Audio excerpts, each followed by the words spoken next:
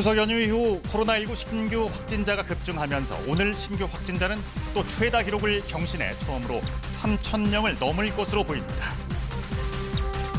미국 질병통제예방센터 CDC가 고령자와 기저질환자 등에 대해 화이자 백신 추가 접종을 승인했습니다. 이례적으로 자문위가 반대한 교사와 의료계 종사자 등도 포함됐습니다. 문 대통령의 종전선언 제안과 북한의 반응에 대해서 미국 국무부는 북한의 적대적 의도가 없다며 조건 없이 만날 준비가 돼 있다는 입장을 다시 밝혔습니다. 이에 앞서서 북한 김여정 부부장은 종전선언이 흥미로운 제안이라고 답했습니다. 어제 열린 국회 법사위에서 대장동 개발 의혹과 고발 사주 의혹을 놓고 여야 공방이 벌어졌습니다. 민주당은 오늘 최대 승부처가 될 호남 경선 중 먼저 광주 전남 지역의 투표 결과를 공개합니다. 동해안을 중심으로 낮까지 최대 20mm의 비가 내리겠습니다. 동해안과 제주도 해안에서는 너울에 대한 주의가 필요합니다. 여러분 편안히 주무셨습니까? 9월 25일 토요일 뉴스광장 시작하겠습니다. 추석 연휴가 끝난 지 하루 만에 코로나19 신규 확진자가 최다를 기록했습니다. 어젯밤 9시까지 KBS가 잠정 집계한 확진자 수가 이미 2,800명대를 기록해서 오늘은 3,000명 안팎으로 최다 기록을 또 경신할 것으로 예상되는데요. 방역당국은 연휴 여파가 다음 주쯤에 나타날 것으로 봤지만 시기가 빨라졌고 규모도 훨씬 더 커졌습니다. 수도권에서 비수도권으로의 이동량이 늘면서 전국 재확산 우려가 현실화됐습니다. 이지훈 기자입니다. KBS 자체 집계 결과 어젯밤 9시까지 코로나19 신규 확진자는 2,855명인 것으로 나타났습니다. 서울이 1,223명, 경기 806명으로 이틀 연속 최다 기록을 경신했습니다. 자정까지 나오는 확진자가 더해지면 오늘 신규 확진자는 3,000명 안팎을 기록할 것으로 보입니다. 여전히 수도권 집중 현상이 심하지만 연휴 전 우려됐던 수도권에서 비수도권으로의 전파 확산도 현실화되고 있습니다. 부산에서는 신규 확진자 47명이 나왔는데 이 가운데 7명은 추석을 맞아 수도권에서 고향을 방문한 친지를 만났다가 감염된 것으로 드러났습니다. 추석 연휴 그리고 그 이전부터 시행되었던 거리두기 3단계의 그 영향이 확진자 수에 여파를 미치는 것으로 판단합니다. 전남에서는 지난 18일부터 엿새 동안 발생한 확진자 74명 가운데 55명이 다른 지역 거주자와 접촉에 의한 감염인 것으로 집계됐습니다. 특히 비수도권 확진자 비중은 28% 정도까지 올라가 전국 재확산 가능성은 더 높아졌습니다. 국민들께서는 가급적 일상에 복귀하시기 전에 가까운 검사소를 찾아주실 것을 다시 한번 요청드립니다. 개인적 만남이나 모임도 당분간 자제해 주십시오. 문제는 명절 대이동의 여파가 본격적으로 나타날 다음 주까지 확진자가 계속 늘어날 거라는 겁니다. 지방에 다 다녀오신 분들이 다 들어오셔서 계속 검사를 받게 되는 아마 다음 주 정도가 더 늘어날 수 있다는 그런. 정부는 다음 달 4일부터 적용되는 거리두기 조정 방안을 다음 주 중에 발표하는데 신규 확진자 수뿐만 아니라 위중증률과 치명률 등을 종합적으로 검토해 결정할 방침입니다. KBS 뉴스 이지윤입니다. 한편 대규모 유행 상황에도 위중증 환자 수는 안정적으로 유지되고 있고 사망자도 대부분 한 자릿수로 나오고 있습니다. 현재의 의료 역량으로 감당 가능한 확진자는 얼마나 되는지 또 확진자가 더 늘어날 경우 어떤 준비가 필요할지 이효연 기자가 짚어봤습니다. 현재 의료 체계로 감당 가능한 유행 규모는 하루 확진자 3,000명 정도입니다. 지난달 수도권, 이달 10일엔 비수도권 의료기관에 내려진 행정명령을 통해 병상이 확보돼 있다는 게 정부 설명입니다. 300명대 초반을 유지하고 있는 위중증 환자는 감소세에 있고 사망자도 10명 아래로 발생하고 있습니다. 확진자가 크게 느는데도 위중증 환자와 사망자가 안정적으로 유지되는 건 백신 효과라는 게 전문가 설명입니다. 백신 접종을 하기 전에 코로나와 백신 접종을 한 다음에 코로나는 전혀 다른 코로나고 보위험군의 면역 효과가 생기면서 치명률이 현저하게 낮아졌기 때문에 정부는 더 많은 확진자가 계속 나올 상황에 대비해 재택 치료 확대를 서두르고 있습니다. 현재 집에서 치료 중인 코로나19 환자는 805명, 통원 치료를 받을 수 있는 특별생활치료센터가 가동 중인 경기도가 70% 정도를 차지하고 있고 150명 넘게 재택 치료 중인 서울시에선 전담팀을 꾸려 구청별로 전담반을 운영할 계획입니다. 생활치료센터라든지 이런 데 전원 격리하는 시스템인데 백신 접종이 올라가면 위중증 환자가 줄어들 거니까 재택치료도 어느 정도 가능해질 거거든요. 매일 나오는 확진자 수에만 매달려 거리 두기를 강화하는 지금의 정부 방역 대책 역시 이젠 손을 봐야 한다는 지적입니다. 확진자가 줄어들면 조금 풀었다가 다시 또 강화시키는 이게 계속 반복되게 될 경우는 사실 우리 경제가 회복되게 되는 어떤 그런 시간이 상당히 더 오래 걸릴 수밖에 없는 상황이다. 백신 접종, 재택 치료 확대 등으로 단계적 일상 회복, 즉 위드 코로나 준비는 이미 시작됐다는 게 전문가들의 분석입니다. KBS 뉴스 이효연입니다. 그나마 다행인 것은 연휴가 끝나고 백신 접종의 속도가 붙었다는 건데요. 지난 23일 하루 동안 백신을 맞은 사람이 93만 명을 넘었습니다. 하지만 미접종자들의 참여율은 여전히 저조합니다. 577만 명 가운데 2.7%만 예약에 나섰습니다.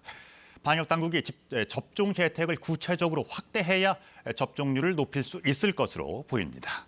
이승재 기자입니다. 백신 1차 접종자는 하루 동안 56만여 명이 더 늘었습니다. 접종 완료율은 인구 대비 44%까지 높아졌습니다. 소아 청소년과 임신부 등 303만여 명이 4분기 대상에 추가되면서 1차 접종률 목표는 전 국민의 80%로 상향됐습니다. 아직까지 접종 예약에 나서지 않고 있는 미접종자는 577만여 명. 사전 예약 일주일이 다 돼가지만 예약률은 2.7%에 불과합니다. 70대는 1.6%, 80대는 0.5%에 그쳤으며 20, 30대도 2%대에 머물러 있습니다. 가기가 불편한 것도 있고 백신이 약간 위험하다고 그런 얘기도 있고.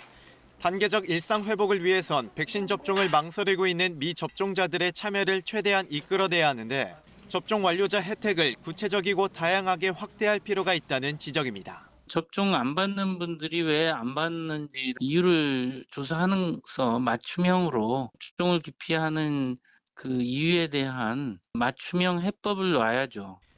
12살에서 17살 사이 소아 청소년 접종 계획은 다음 주 월요일 나올 예정인데 교육부는 접종 여부에 불이익이 없도록 해달라고 당부했습니다. 본인 의사에 따라서 시행되는 것이므로 학교에서 접종을 강요하는 분위기가 형성되지 않도록.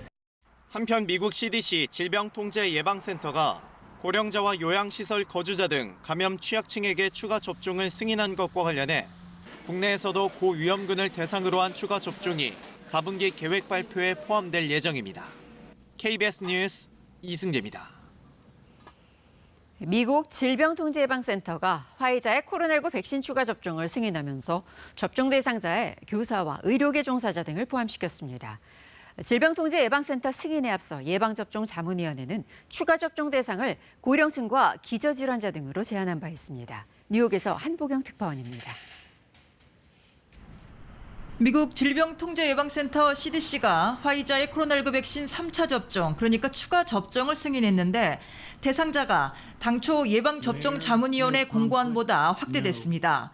CDC 승인에 앞서 자문위가 공고한 추가 접종 대상자는 65세 이상 고령자와 요양시설 거주자, 그리고 기저질환자 등인데 CDC는 여기에다 자문위가 최종 반대한 의료계 종사자, 교사, 식료품점 직원 등 코로나19에 노출될 위험이 높은 18세 이상에 대해서도 추가 접종이 가능하도록 했습니다. 미국 식품의약국 FDA가 승인한 대상자들과는 거의 일치합니다. As CDC director, it's my job to recognize where our actions can have the greatest impact. In a pandemic, we most often take steps with the intention to do the greatest good, even in an uncertain environment. And that is what I'm doing with these recommendations. 건강한 성인은 추가 접종이 필요하지 않다는 게 자문위의 중론이었는데 이런 자문위의 권고를 그대로 수용하지 않은 이번 CDC의 결정은 매우 이례적이라고 외신들은 전하고 있습니다. CDC의 승인으로 미국에서는 곧바로 추가 접종이 시작될 것으로 보입니다. 추가 접종은 화이자 2차 접종 후 최소 6개월이 지나야 가능합니다. CDC는 모더나와 얀센 백신의 추가 접종에 대해서도 검토 작업을 벌이고 있습니다. 미국 질병통제예방센터가 자문위의 권고안을 수정해 승인하면서 전문가들 사이에선 추가 접종의 안전성과 예방 효과에 대한 혼란이 커지고 있다는 지적이 나오고 있다고 외신들은 전하고 있습니다. 추가 접종과 관련한 임상 데이터가 제한적이라는 방증이라는 겁니다. 뉴욕에서 KBS 뉴스 한보경입니다. 문재인 대통령의 종전선언 제안에 대해 북한 김여정 부부장이 흥미로운 제안이라고 답했습니다. 문 대통령의 유엔 연설 이틀 만에 반응이 나온 건데요. 하지만 대북 적대시 정책과 이중 기준부터 먼저 철회돼야 한다며 선결 조건을 분명히 했습니다. 정유진 기자의 보도입니다. 흥미있는 제안이고 좋은 발상이다. 김여정 북한 노동당 부부장은 문 대통령의 종전선언 제안을 일단 이렇게 평가했습니다. 하지만 분명한 조건을 달았습니다. 지독한 적대시 정책, 불공평한 이중 기준부터 먼저 철회돼야 한다고 선결 조건을 제시했습니다. 특히 한국과 미국이 스스로의 군사 행동은 미화하면서 자신들의 행동은 매도한다며 이중적, 적대적 태도를 버리라고 요구했습니다. 이런 선결 조건이 마련돼야 의미 있는 종전을 선언할 수 있고 남북 간 건설적인 논의를 할 용의가 있다고도 했습니다. 종전선언 제안을 계기로 대북 적대시 정책을 조금이라도 완화하게 만들면서 교착된 남북관계와 북미관계를 돌파해 보려는 시도로 보입니다. 김 부부장의 담화 7시간 전에는 리태성 외무성 부상 명의의 담화가 나왔습니다. 리 부상은 종전선언은 시기상조라며 미국이 적대시 정책을 철회해야 한다고 요구했습니다. 리 부상은 미국을 향해, 김 부부장은 한국에 대해 각각 목소리를 냈다는 분석이 나옵니다. 어떻게 보면은 미국을 설득하라는 얘기거든요. 그래서 그것도 어느 정도 수준에서 진전이 돼야 그나마 남북 관계의 가능성이 있는데 아직은 좀 불투명하다라고 생각합니다. 청와대 박수현 국민소통수석은 김 부부장의 담화를 굉장히 의미 있고 무게 있게 받아들인다고 밝혔습니다. 통일부는 남북관계 복원과 발전을 위한 노력을 일관되게 지속하겠다고 강조했습니다. KBS 뉴스 정유진입니다. 문재인 대통령의 종전선언 제안과 이에 대한 북한 측의 이딴 담화에 대해 미국 정부도 입장을 내놨습니다. 남북 대화를 지지한다면서 미국은 여전히 북한과 대화하겠다는 의지를 갖고 있다고 밝혔습니다. 뉴욕에서 이정민 특파원입니다. 문재인 대통령이 제안한 종전선언과 이에 대한 김여정 북한 노동당 부부장의 담화에 대한 입장을 묻는 질문에 미국 국무부는 북한과의 대화, 외교를 여전히 모색하고 있다고 밝혔습니다. 한반도 평화를 달성할 최선의 방법은 북한과의 대화와 외교라며 정교하게 조정된 실용적 접근을 통해 대북 관여를 추진해 나가겠다는 미국의 기조를 다시 한번 설명했습니다. 북한이 대북 적대시 정책을 문제 삼은 것을 의식한 듯 미국은 북한에 대해 적대적 의도가 없다면서 언제든 조건 없이 만나고 싶다는 기존 제안도 반복해 밝혔습니다. We have no hostile intent towards the DPRK, and we are prepared to meet with the DPRK without preconditions. We hope the DPRK will respond positively to our outreach. 남북 간의 대화 협력에 대해서도 지지한다면서 미국은 한국은 물론 일본 등 다른 동맹국, 우방국과도 북한 문제를 긴밀히 협의하고 있다고 밝혔습니다. 앞서 문 대통령의 종전선언에 대해 미국 국방부는 열려 있다는 입장을, 국무부 부차관보는 한미동맹을 위험하게 할 수 있다는 잘못된 인상을 주면 안 된다며 신중한 입장을 각각 보인 바 있습니다. 북한이 대화에 나선다면 어떤 논의도 할 수 있겠지만 그 전에 미국이 먼저 나서서 북한 요구를 들어주는 일은 없을 거라는 점을 강조한 걸로 풀이됩니다. 이런 가운데 현지 시간 27일에는 유엔 총회에서 김성주 유엔 북한 대사가 연설할 예정이어서 한국과 미국을 향해 어떤 메시지를 내놓을지 주목됩니다. 뉴욕에서 KBS 뉴스 이정민입니다. 그렇게 덥지도 춥지도 않은 활동하기 딱 좋은 완연한 가을입니다.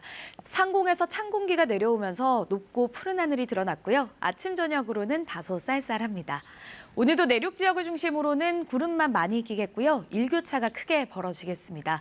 서울의 아침 기온 18.7도로 출발했는데 한낮 기온은 25도 예상됩니다. 동해안 지역은 날씨가 조금 다릅니다. 오늘 비 소식이 들어있는데요. 지금도 동해안 지역을 중심으로 비가 약하게 내리고 있고 강원 고성 지역을 중심으로는 시간당 20mm 안팎으로 국지적으로 강한 비가 쏟아지고 있습니다. 오늘 낮까지 동해안 지역에는 5에서 20mm 정도 비가 오락가락하겠고요. 제주에도 낮 동안 5mm 미만의 비가 살짝 지나겠습니다. 지금 내륙 지역에 끼어있는 안개는 점차 기온이 오르면서 거치겠습니다. 현재 기온은 어제 아침보다 1도에서 5도가량 높습니다. 서울 18.9도, 강릉 18.7도, 광주는 17.4도 가리키고 있고요. 한낮 기온은 어제보다 조금 낮겠습니다. 서울이 25도, 부산 25도, 광주 26도 예상됩니다. 바다의 물결은 동해상에서 최고 3.5m, 남해상에서도 물결이 높게 일겠고요. 특히 동해와 남해, 제주 해안에서는 높은 너울성 파도를 주의하셔야겠습니다. 일요일인 내일은 비 소식 없이 전국이 대체로 맑겠습니다. 날씨 전해드렸습니다. 민주당 경선의 최대 승부처가 될 호남 경선. 오늘은 먼저 광주 전남 지역의 권리당원과 대의원 투표 결과가 공개됩니다.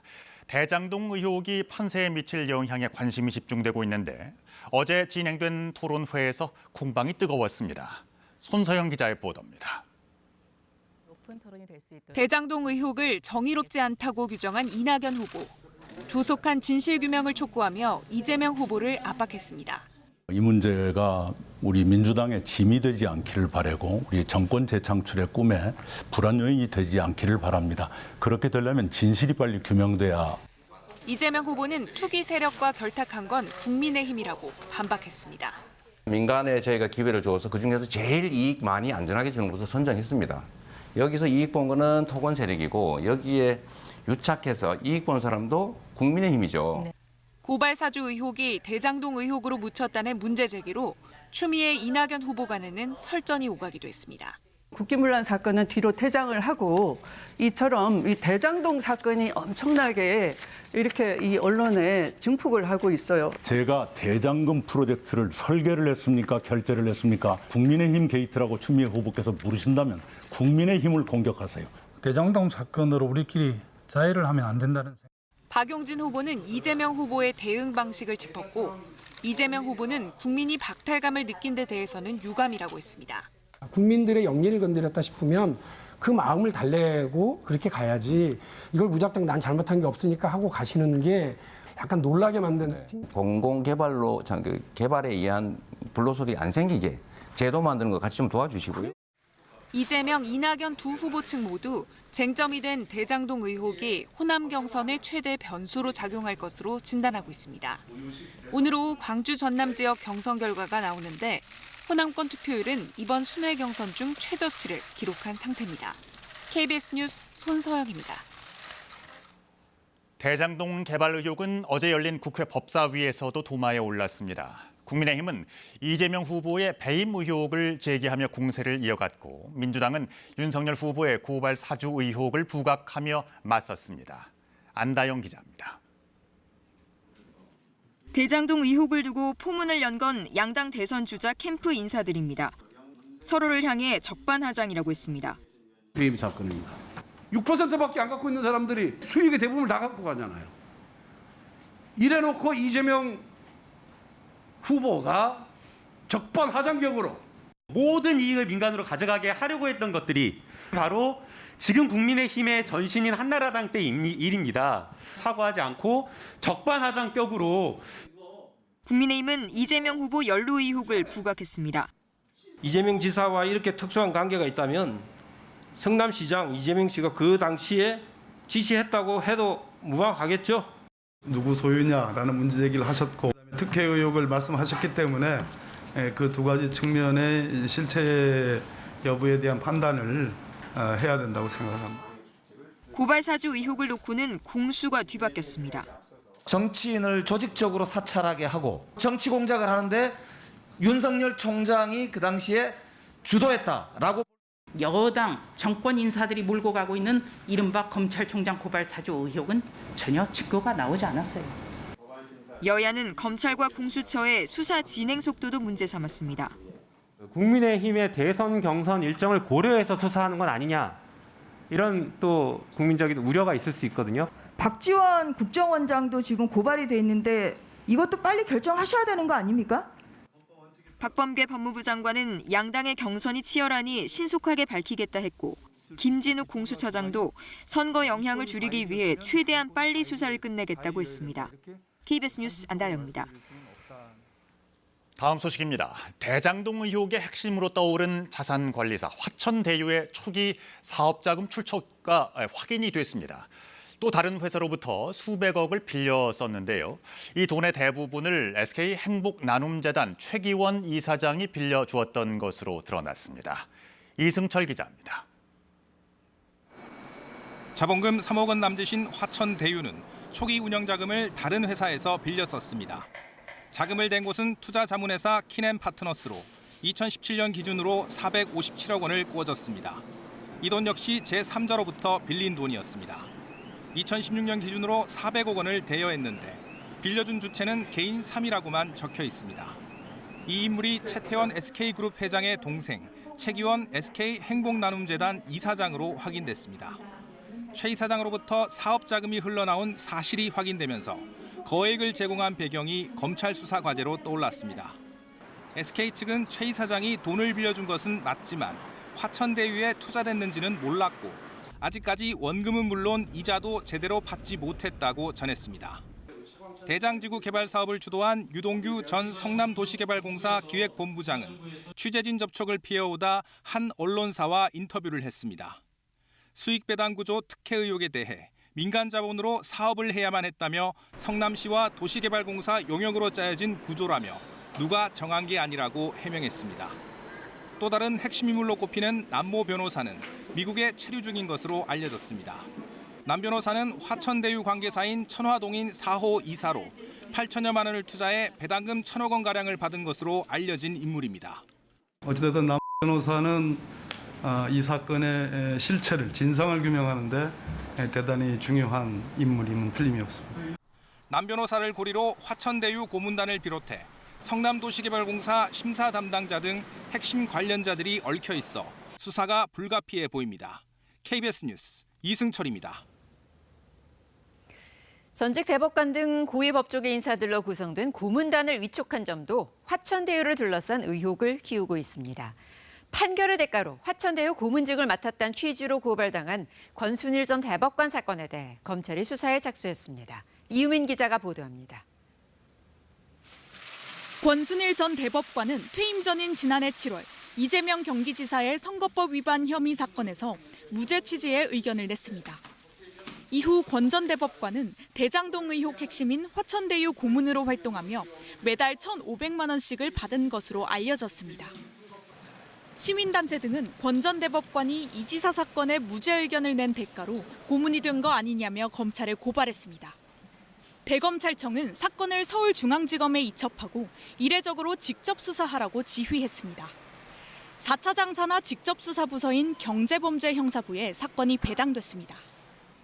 지금까지 공개된 화천대유 고문단은 권 전 대법관을 비롯한 전직 고위 법조계 인사들입니다. 김수남 전 검찰총장과 강찬우 전 수원지검장, 박영수 전 특별검사 등입니다. 국정농단 사건 최서원 씨의 1, 2심 변호를 맡았던 이경재 변호사도 5년 전부터 법률 고문으로 활동한 것으로 확인됐습니다. 이들은 모두 화천대유 관련 활동은 정상적인 자문 계약에 따른 것이라고 주장하고 있습니다.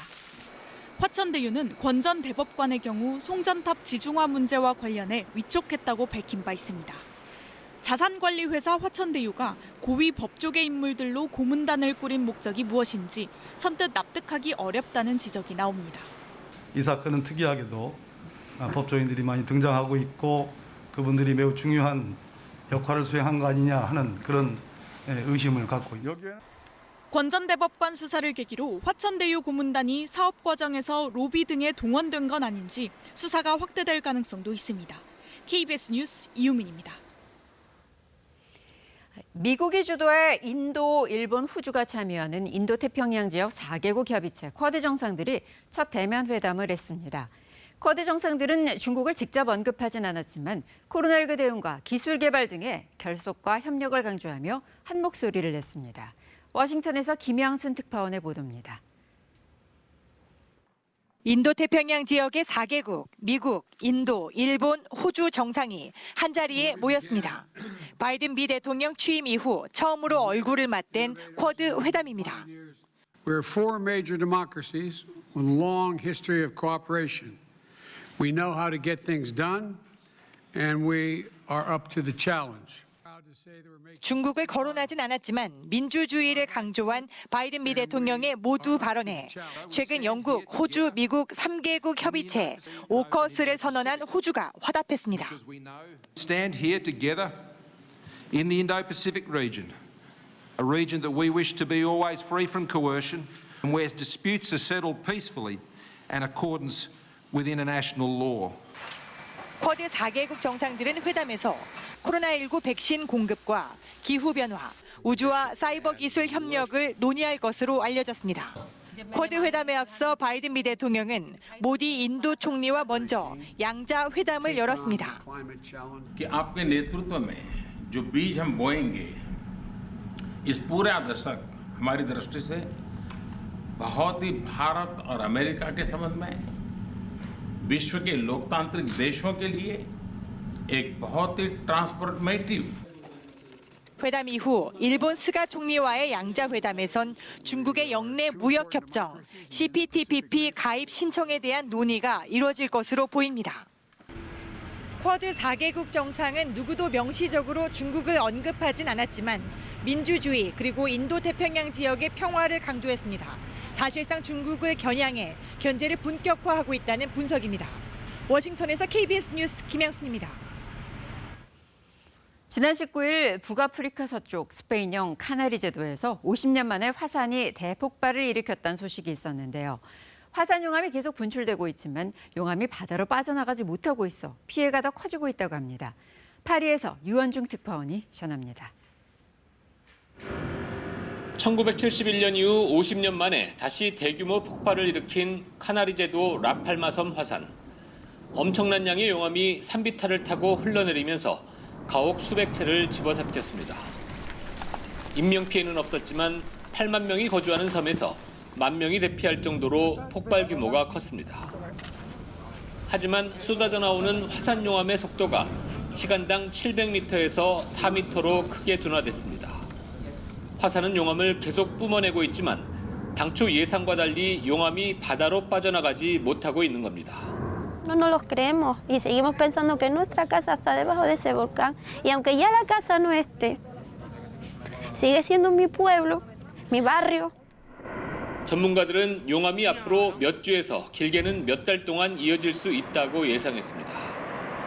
라팔마섬 166헥타르를 뒤덮은 용암 면적이 더 확대될 수 있는 겁니다. 산체스 총리와 함께 라팔마섬을 방문한 펠리페 6세 스페인 국왕은 복구에 최선을 다하겠다고 약속했습니다. No van a faltar ayudas. Aquí están todas las administraciones representadas y ese compromiso es muy claro. Van a hacer todo lo que está en su mano. 그러나 일부 지역에서는 이미 용암의 높이가 15m를 넘어서고 있어 완전한 복구는 힘들 것으로 보입니다. 파리에서 KBS 뉴스 유원중입니다. 이어서 한국도로공사 연결해서 주말 아침 교통 상황 알아보겠습니다. 오늘 맑은 가을 하늘 보기 좋은 하루가 될 것으로 예상됩니다. 명절 직후여서 피곤할 수도 있지만 이런 가을 날씨를 그냥 보낼 수는 없겠죠. 고속도로 역시 다소 혼잡할 것으로 보입니다. 큰 일교차 때문에 옷차림에도 많은 신경을 쓰게 되는 시기인데요. 이런 날에는 안개도 자주 발생하죠.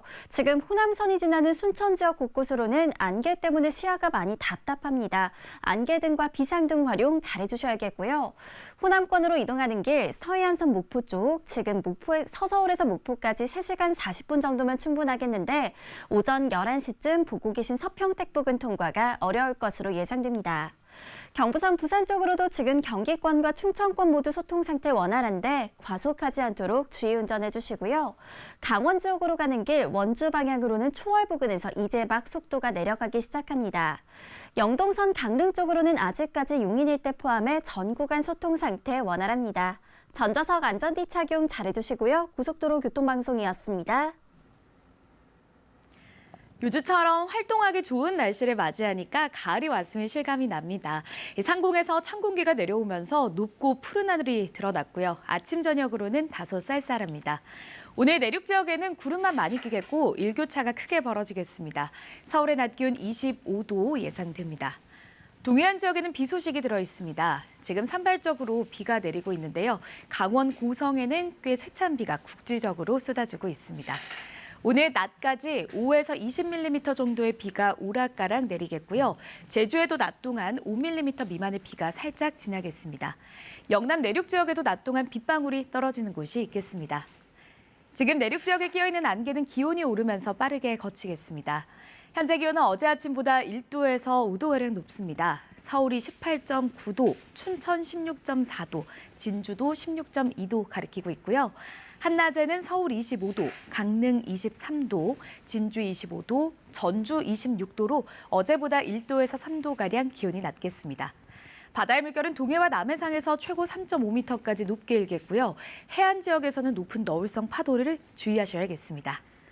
일요일인 내일은 전국이 대체로 쾌청하겠습니다. 날씨 정보 전해드렸습니다. 추석 연휴가 끝난 지 하루 만에 코로나19 신규 확진자가 최다를 기록했습니다. 어젯밤 9시까지 KBS가 잠정 집계한 확진자 수가 이미 2,800명대를 기록해서 오늘은 3,000명 안팎으로 최다 기록을 또 경신할 것으로 예상이 됩니다. 방역당국은 연휴 여파가 다음 주쯤에 나타날 것으로 봤지만 시기가 빨라졌고 규모도 훨씬 더 커졌습니다. 수도권에서 비수도권으로의 이동량이 늘면서 전국 재확산 우려가 현실화됐습니다. 이지윤 기자입니다. KBS 자체 집계 결과 어젯밤 9시까지 코로나19 신규 확진자는 2,855명인 것으로 나타났습니다. 서울이 1,223명, 경기 806명으로 이틀 연속 최다 기록을 경신했습니다.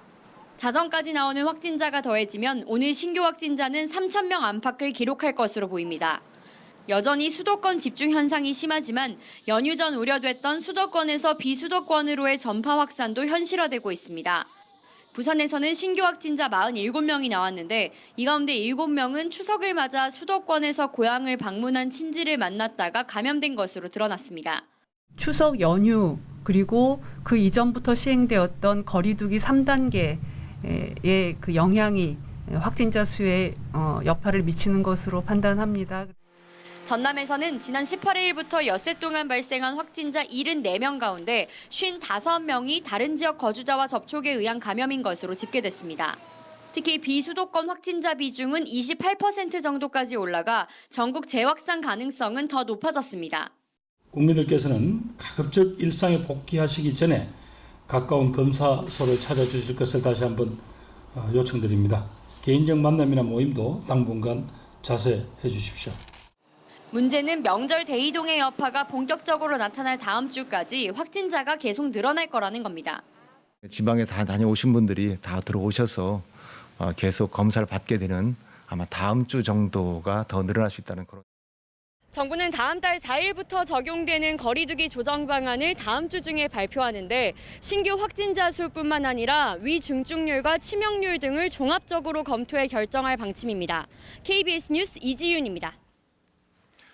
문재인 대통령의 종전선언 제안과 이에 대한 북한 측의 담화에 대해서 미국 정부도 입장을 내놓았습니다.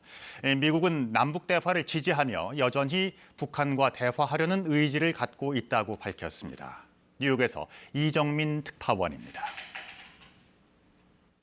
문재인 대통령이 제안한 종전선언과 이에 대한 김여정 북한 노동당 부부장의 담화에 대한 입장을 묻는 질문에 미국 국무부는 북한과의 대화, 외교를 여전히 모색하고 있다고 밝혔습니다.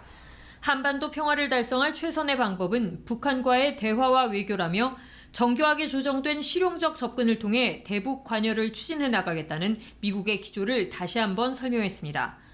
북한이 대북 적대시 정책을 문제 삼은 것을 의식한 듯 미국은 북한에 대해 적대적 의도가 없다면서 언제든 조건 없이 만나고 싶다는 기존 제안도 반복해 밝혔습니다. We have no hostile intent towards the DPRK, and we are prepared to meet with the DPRK without preconditions. We hope the DPRK will respond positively to our outreach. 남북 간의 대화 협력에 대해서도 지지한다면서 미국은 한국은 물론 일본 등 다른 동맹국, 우방국과도 북한 문제를 긴밀히 협의하고 있다고 밝혔습니다. 앞서 문 대통령의 종전선언에 대해 미국 국방부는 열려 있다는 입장을, 국무부 부차관보는 한미동맹을 위험하게 할 수 있다는 잘못된 인상을 주면 안 된다며 신중한 입장을 각각 보인 바 있습니다. 북한이 대화에 나선다면 어떤 논의도 할 수 있겠지만 그 전에 미국이 먼저 나서서 북한 요구를 들어주는 일은 없을 거라는 점을 강조한 걸로 풀이됩니다. 이런 가운데 현지 시간 27일에는 유엔 총회에서 김성 주 유엔 북한 대사가 연설할 예정이어서 한국과 미국을 향해 어떤 메시지를 내놓을지 주목됩니다. 뉴욕에서 KBS 뉴스 이정민입니다. 최근 젊은 층을 중심으로 전세 대출이 가계 빚의 새로운 복병으로 떠오르면서 금융당국이 규제 강화를 고민하고 있는데요. 은행권에서 먼저 움직임이 나타나고 있습니다. 김범주 기자입니다. KB국민은행이 29일부터 전세대출 한도를 줄입니다. 핵심은 전세 계약을 갱신할 때 보증금이 오른 만큼만 빌려주겠다는 겁니다. 예를 들어 전세값이 4억 원에서 6억 원으로 올랐을 경우 기존 전세대출이 없는 세입자는 6억 원의 80%인 4억 8천만 원까지 빌릴 수 있었습니다.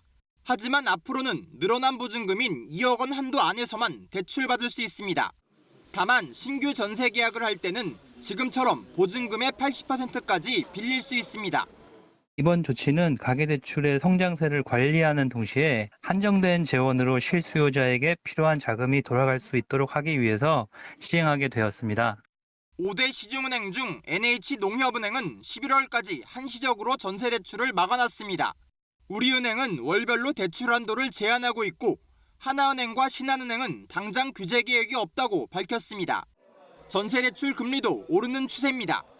지난달 말 기준 은행권 평균 금리가 연 2.85%로 연초에 비해 0.32%포인트 올랐고 기준금리 결정에 따라 추가 인상 가능성도 큽니다. 전세대출 한도는 줄이고 금리는 높이는 방향으로 은행권이 움직이고 있는 겁니다. 원래 자금 위의 목적으로 활용되는 것들을 차단하려는 목적이 더 강한 것 같다는 느낌이 있거든요. 소위 말해서 빅2 차단용 대책이라고 봐야죠. 다음 달 가계부채 대책 발표를 앞두고 금융당국은 은행별 전세대출 추이와 실수요자 반응을 보면서 추가 규제 여부를 결정할 것으로 보입니다. KBS 뉴스 김범주입니다. 지난달 말 서울 송파구 일대에서 여성 2명을 살해한 혐의를 받는 강윤성이 재판에 넘겨졌습니다. 검찰은 강 씨가 반사회적 인격장애, 즉 사이코패스로 판단된다고 밝혔습니다. 윤현석 기자입니다. 전자발찌를 훼손하고 여성 2명을 살해한 혐의를 받고 있는 56살 강윤성. 구속영장 심사 당시 취재진에게 발길질을 하는 등 폭력적인 반응을 보였습니다. 내가 더 많이 죽이지 못한 게 한이 된다. 반상 거절하지 않는 겁니까? 당연히 반상 안 하는 건데.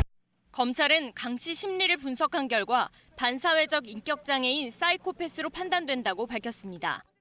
평소 사회에 대해 피해의식을 갖고 있던 강 씨가 피해자들을 이용수단으로 여기고 조종하려 했다는 겁니다. 범법 행위로 이득을 취하는 데 문제의식이 없고 돈에 대한 과도한 집착이 있는 것으로 파악됐다고 설명했습니다. 실제로 지난 5월 출소해 기초수급자였던 강 씨는 재력가 행세를 하며 주변 사람들로부터 돈을 빌려 유흥비 등으로 썼습니다.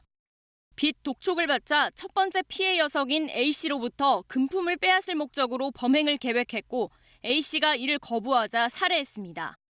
이어 자신에게 2천여만 원을 빌려준 B씨가 돈을 갚지 않으면 경찰에 신고하겠다고 하자 B씨마저 살해했습니다. 검찰은 A씨를 살해한 혐의에 대해선 강도살인, B씨 살해 혐의에는 살인죄를 각각 적용했습니다. 다만 검찰은 강 씨가 제3의 여성을 살해하려 했다는 혐의에 대해선 허위 과장 진술로 판단했습니다. KBS 뉴스 윤현서입니다. 우리나라에서 처음으로 친환경 전기 유람선이 충북 충주 탄금호에서 운항을 시작했습니다. 각종 한계를 딛고 지역의 대표 관광 상품으로 자리 잡을 수 있을지 주목됩니다. 보도에 이유진 기자입니다. 금빛 물살을 가르며 유람선이 움직이기 시작합니다. 붉은색 저녁 노을과 강변을 따라 이어진 아름다운 불빛이 한눈에 들어옵니다. 충주에서 배 타는 일이 흔한 일이 아닌데 이제 아이랑 나들이를 나올 때 배도 탈 수 있어가지고 정말 좋은 것 같습니다. 국내 첫 친환경 전기 유람선이 충북 충주 탄금호에서 운항을 시작했습니다. 길이 24.8m, 55톤 규모로 승객 70명을 태우고 탄금호 조정경기장 왕복 5km 구간을 하루 5차례 운행합니다. 30분 충전하면 왕복 2차례 운항이 가능하고 기존 디젤 선박과 달리 기름도 배출하지 않습니다. 전기 충전을 통해서 배터리에 전류를 저장시켜서 모터를 구동해서 추진하는 100% 친환경 전기 선박이다. 그동안 관련 법이나 규정이 없어 행정 처리는 물론 안전도 검사도 지연돼 사업 시작 6년 만에 취항한 전기 유람선. 하지만 과제가 남았습니다. 수신 문제로 조정 경기장 일대만 운항하는 탓에 경기 시간과 맞물릴 수 있고 다른 유람선보다 평균 시속이 5km가량 느린 점도 한계로 지목됩니다. 운항 시간, 운항 속도, 운항 노선을 양자 간에 서로 원활하게 조정하여 야간 경관을 관람하실 수 있는 시간대를 주로 운항을 6년 각고 끝에 본격 운항을 시작한 전기 유람선이 산적한 문제를 해결하고 관광객의 발길을 끌 수 있을지 관심이 쏠리고 있습니다. KBS 뉴스 이유진입니다. 제102회 전국체육대회가 보름 앞으로 다가왔습니다. 코로나19 확산 방지 차원에서 고등부만 참여하는 것으로 결정돼서 일부 선수들과 지역 상인들은 아쉬움을 보이고 있는데요. 주최 측은 성공적인 대회를 위해 막바지 준비에 한창입니다. 안혜리 기자입니다. 고등학교 배구부 선수들의 연습이 한창입니다. 전국체전이 2주 앞으로 다가오면서 연습도 실전처럼 임합니다. 작년이랑 저작년에 체전을 못 나가서 이번에 꼭 나가서 메달을 따고 싶습니다. 올해 대회는 코로나19 확산 차단 차원에서 일반부와 대학부가 취소됐고 고등부 경기만 치러져 예상 인원의 30%만 참가하게 됐습니다. 이곳은 개막식이 열릴 구미 시민운동장인데요. 계속된 코로나19의 대회 축소가 겹치면서 개막식 참석자 수도 3,000명에서 250명 선으로 대폭 줄었습니다. 오랜 기간 준비한 선수들과 특수를 기대한 지역 상인들의 아쉬움은 큽니다. 2년 동안 열심히 운동했는데 전국체전을 참여하지 못하게 돼서 아쉬워가지고 저희끼리 이렇게 이미 시합을 열어서 달래고자 열심히 달리고 있습니다. 갑자기 이렇게 취소가 돼버리니 저희들 진짜 난감하죠. 출장 오시는 분들도 예약 안 된다고 아예 어플도 다 잠그고 전화 와서도 아예 우리가 예약을 받지를 안 했어요. 근데 이런 상황이 되다 보니 구미시는 업주들의 손실을 최소화하기 위해 인근 지역에 편성된 경기를 시로 집중시키고 숙박 배정을 2인 1실에서 1인 1실로 변경하는 것을 검토하기로 했습니다. 경북도와 체육회는 축소된 대회지만 강력한 방역을 통해 성공적으로 치르겠다는 각오입니다. 코로나로 인한 응급 발생 시 비상 대기 차량이 항상 각 경기장마다 대기가 되어 있고 방역에 있어서는 만전의 준비가. 기대와 우려 속에서 2년 만에 열리게 된 전국체육대회는 다음 달 8일부터 일주일간 치러집니다. KBS 뉴스 안혜리입니다. 파산 위기 속에 세계 증시를 들썩이게 했던 중국의 부동산 재벌 헝다그룹이 결국 달러채 이자를 기한 내에 갚질 못했습니다. 일각에서는 시간 끌기에 들어갔다는 평가도 나오고 있는데요. 중국 정부가 언제 어떤 방식으로 개입하게 될지 관심이 쏠립니다. 베이징 조성원 특파원입니다. 연일 투자자들의 항의가 빗발치던 헝다그룹 본사는 겉으론 질서를 되찾았습니다. 하지만 헝다는 만기가 도래한 달러 채권의 이자를 제때 지급 못한 것으로 알려졌습니다. 우리 돈 990억 원 규모입니다. 계약서상 30일 유예 기간이 있지만 그동안에도 유동성 위기를 해결 못하면 공식적으로 채무 불이행 상태가 됩니다. 앞서 위안화 채권 이자는 해결했다고 헝다가 발표했는데 이는 사적 협상을 통한 기한 연장 등으로 해석됩니다. 그동안 배당을 통해 수조 원을 챙긴 쉬자인 헝다 회장 등 회사 측이 이 기간 어떤 책임 있는 대책을 내놓을지가 우선 관심사입니다. 헝다의 고위 간부들은 위기 전 미리 투자금을 빼돌렸다는 비난도 받고 있습니다. He is the CEO of Honda Finance Company, and he took out his money in advance. 글로벌 자산 운용사들은 헝다의 상황은 통제된 철거라며 중국 정부가 채무 불이행 이후 개입할 가능성을 주목합니다. 다양한 시나리오들도 거론됩니다. The local governments will take over part of the operations and then let the SOEs buy into these separate entities, and then what will end up is a orderly liquidation. 중국과 홍콩 증시 모두 하락하는 등 시장의 불안감은 여전합니다. 중국에서 부동산 시장은 가계 자산의 40%를 차지할 정도로 비중이 큽니다. 이 때문에 중국 당국과 시장 모두 헝다 위기가 어떻게 확산될지 예민하게 주시하고 있습니다. 베이징에서 KBS 뉴스 조성원입니다.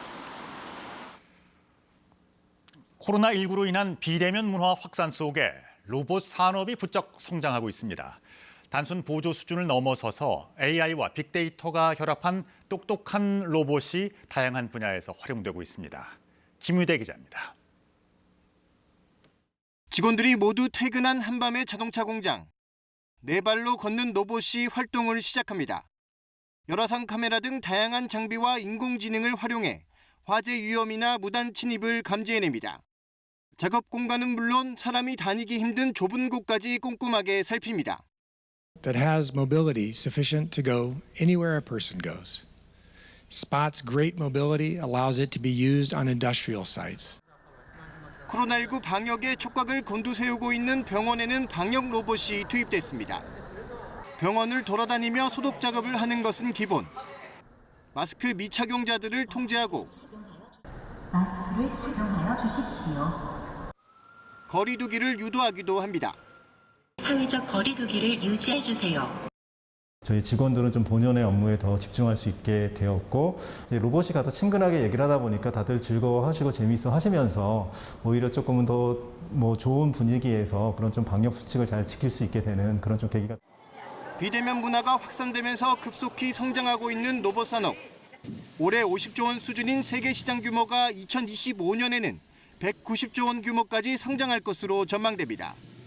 정부도 2023년까지 국내 로봇 시장 규모를 15조 원대까지 끌어올린다는 목표를 세웠습니다. 과거에는 로봇이 주로 공장에서 제조용으로 많이 쓰였습니다. 코로나 팬데믹 이후에 로봇이 우리 생활 속으로 아주 가까이 다가왔고, 다만 로봇 보급 확산으로 인한 일자리 감소 우려는 해결해야 할 과제로 지적됩니다. KBS 뉴스 김유대입니다. 프로야구 NC 선수들이 방역 수칙을 위반해 술자리를 가졌다가 경찰 수사를 받았는데요. 경찰은 역학조사를 방해한 혐의로 NC 현직 선수 3명을 포함해 모두 7명을 검찰에 송치했습니다. 전현우 기자의 보도입니다. 검찰로 넘겨진 프로야구 NC 선수들은 이명기, 권희동, 박성민 등 3명입니다. 이들은 지난 7월 5일 밤부터 다음 날 새벽까지 서울 강남 한 호텔방에서 일반인 여성 2명과 함께 모두 6명이 모여 술을 마셨습니다. 방역 수칙으로 5명 이상 모임이 금지된 상황이었습니다. 이후 코로나19에 확진됐는데 역학조사 과정에서 동선을 속인 혐의를 받고 있습니다. 강남구청은 지난 7월 14일 경찰에 수사를 의뢰했습니다. 외부인하고 있던 접촉한 부분들을 제대로 진술을 안 했습니다. 그 이후에 진술을 안 했어요. 그래서 저희들은 이제 몰랐죠. NC 박민호는 함께 술자리에 있었지만 백신 접종 완료자여서 이번 수사에서 제외됐습니다. 경찰은 한화의 윤대경 주연상과 키움의 한현희 안우진도 조사했지만 불송치했습니다.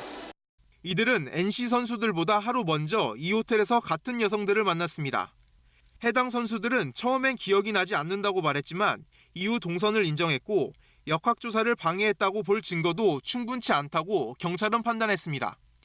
경찰은 이들 외에도 역학조사 과정에서 동선을 숨긴 혐의로 전직 프로야구 선수 김모 씨와 여성 1명도 검찰에 넘겼습니다. 방역 수칙을 어기고 술자리를 가진 행위에 대해서는 강남구청이 과태료를 부과했습니다. KBS 뉴스 전현우입니다. 새 제품인 줄 알고 쿠팡에서 노트북 컴퓨터를 샀는데 다른 사람이 찍은 사진이 들어있다면 어떨까요? 이런 일이 벌어졌지만 판매사인 쿠팡과 제조사인 애플 모두 어떻게 된 일인지 설명을 하지 못하고 있습니다. 박찬 기자가 보도합니다. 한모 씨는 지난주 쿠팡에서 150만 원을 내고 애플 맥북 에어를 샀습니다. 초기 설정을 마치고 사진 앱에 들어갔는데 모르는 여성들 사진이 있었습니다. 엄청 깜짝 놀랐죠. 여성분들이 막 움직이시고 놀라시고 하는 이런 사진들이 들어있어서 저희 사생활이 침해를 받고 있는 건가 하는 그런 공포심. 제품 상자에 적힌 제조일은 이번 달인데 사진이 촬영된 날짜는 지난해 9월입니다. 한 씨가 주문한 상품 안내 페이지에는 새 제품이라고 명시돼 있습니다.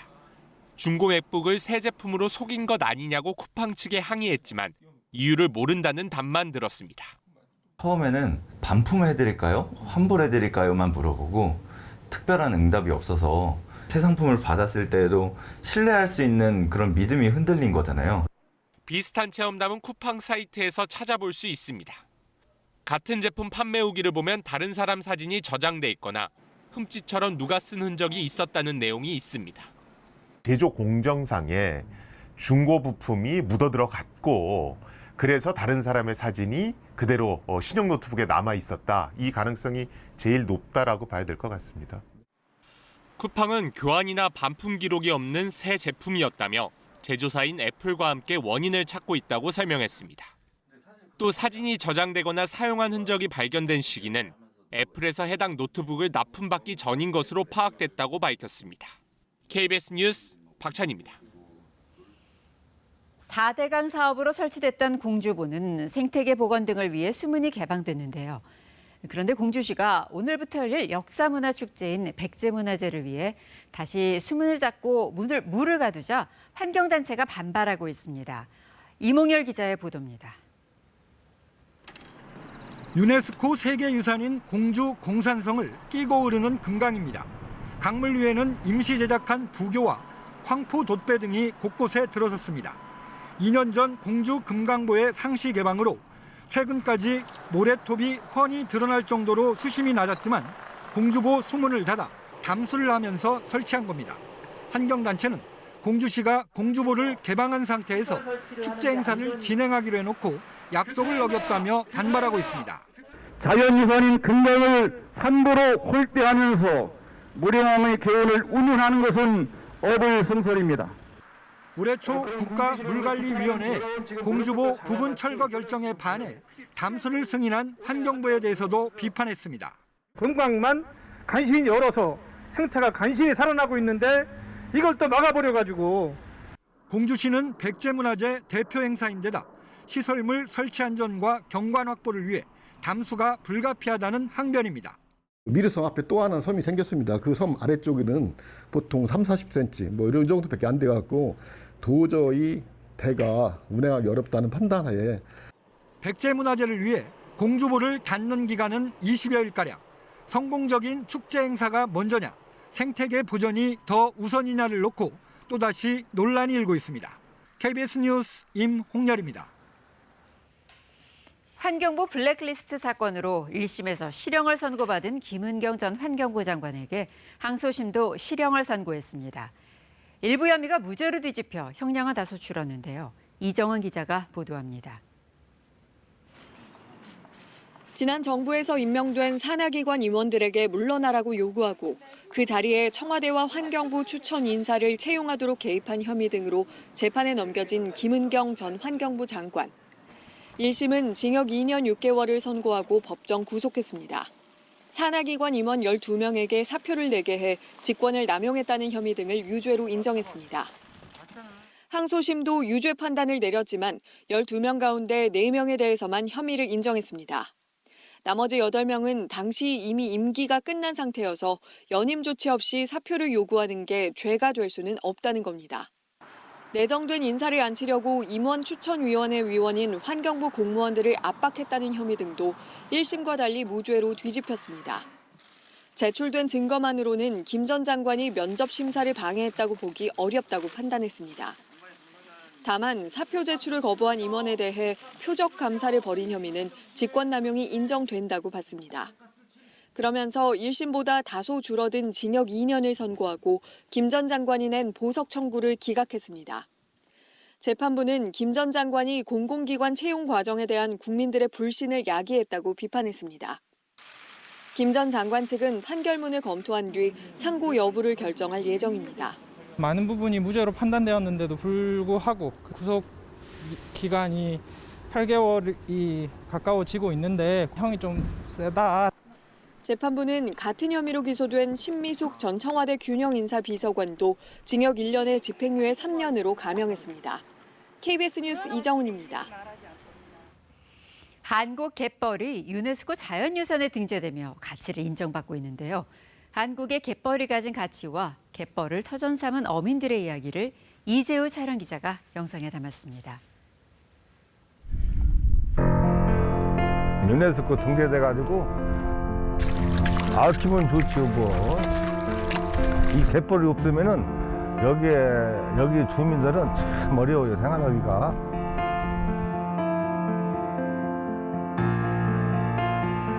평생 여기서 살았지. 옛날에는 학비 조달하기가 좀 어려웠잖아. 그때 큰 도움을 받았죠.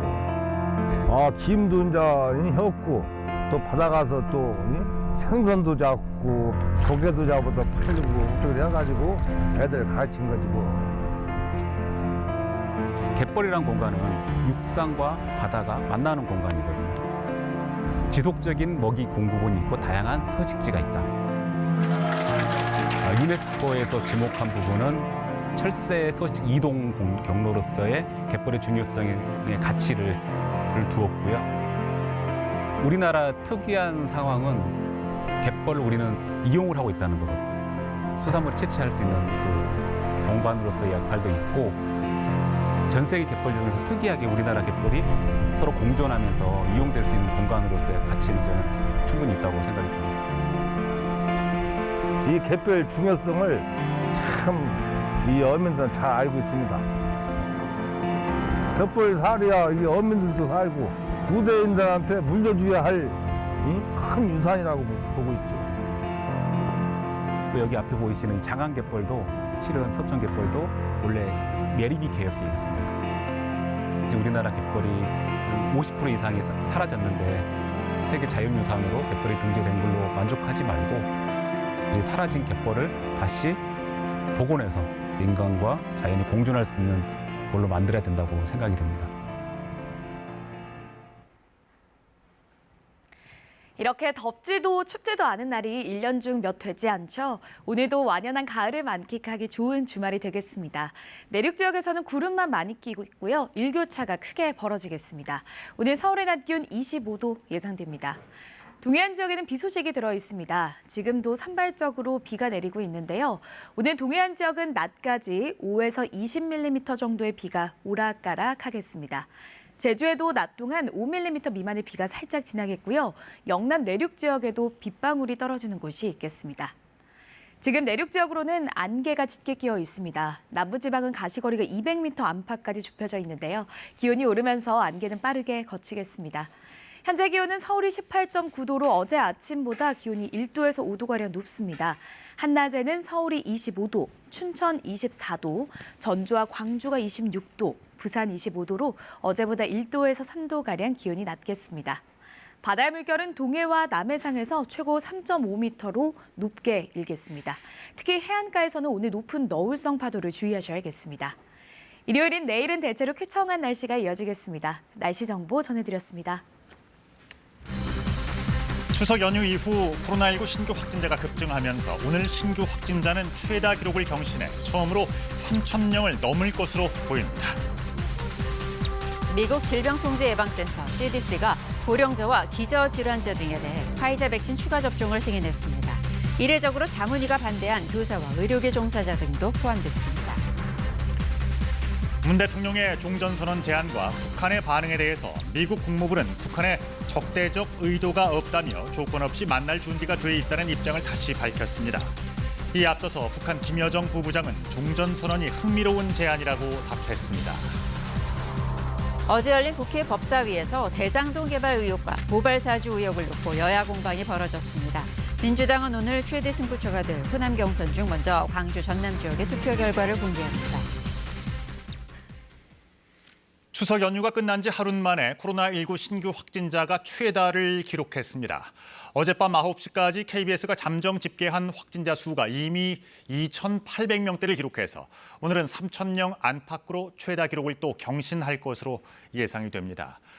방역당국은 연휴 여파가 다음 주쯤에 나타날 것으로 보았지만 시기가 빨라졌고 규모도 훨씬 더 커졌습니다. 수도권에서 비수도권으로의 이동량이 늘면서 전국 재확산 우려가 현실화됐습니다. 이지윤 기자입니다. KBS 자체 집계 결과 어젯밤 9시까지 코로나19 신규 확진자는 2,855명인 것으로 나타났습니다. 서울이 1,223명, 경기 806명으로 이틀 연속 최다 기록을 경신했습니다. 자정까지 나오는 확진자가 더해지면 오늘 신규 확진자는 3,000명 안팎을 기록할 것으로 보입니다. 여전히 수도권 집중 현상이 심하지만 연휴 전 우려됐던 수도권에서 비수도권으로의 전파 확산도 현실화되고 있습니다. 부산에서는 신규 확진자 47명이 나왔는데 이 가운데 7명은 추석을 맞아 수도권에서 고향을 방문한 친지를 만났다가 감염된 것으로 드러났습니다. 추석 연휴 그리고 그 이전부터 시행되었던 거리두기 3단계의 그 영향이 확진자 수에 여파를 미치는 것으로 판단합니다. 전남에서는 지난 18일부터 엿새 동안 발생한 확진자 74명 가운데 55명이 다른 지역 거주자와 접촉에 의한 감염인 것으로 집계됐습니다. 특히 비수도권 확진자 비중은 28% 정도까지 올라가 전국 재확산 가능성은 더 높아졌습니다. 국민들께서는 가급적 일상에 복귀하시기 전에 가까운 검사소를 찾아주실 것을 다시 한번 요청드립니다. 개인적 만남이나 모임도 당분간 자제해 주십시오. 문제는 명절 대이동의 여파가 본격적으로 나타날 다음 주까지 확진자가 계속 늘어날 거라는 겁니다. 지방에 다 다녀오신 분들이 다 들어오셔서 계속 검사를 받게 되는 아마 다음 주 정도가 더 늘어날 수 있다는 그런.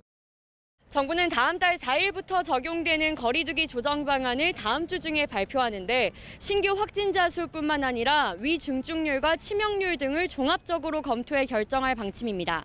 KBS 뉴스 이지윤입니다.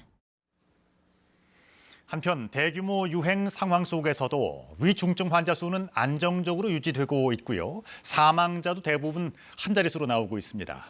현재의 의료 역량으로 감당 가능한 확진자는 얼마나 되는지, 또 확진자가 더 늘어나면 어떤 준비가 필요할지 이효연 기자가 짚어봤습니다.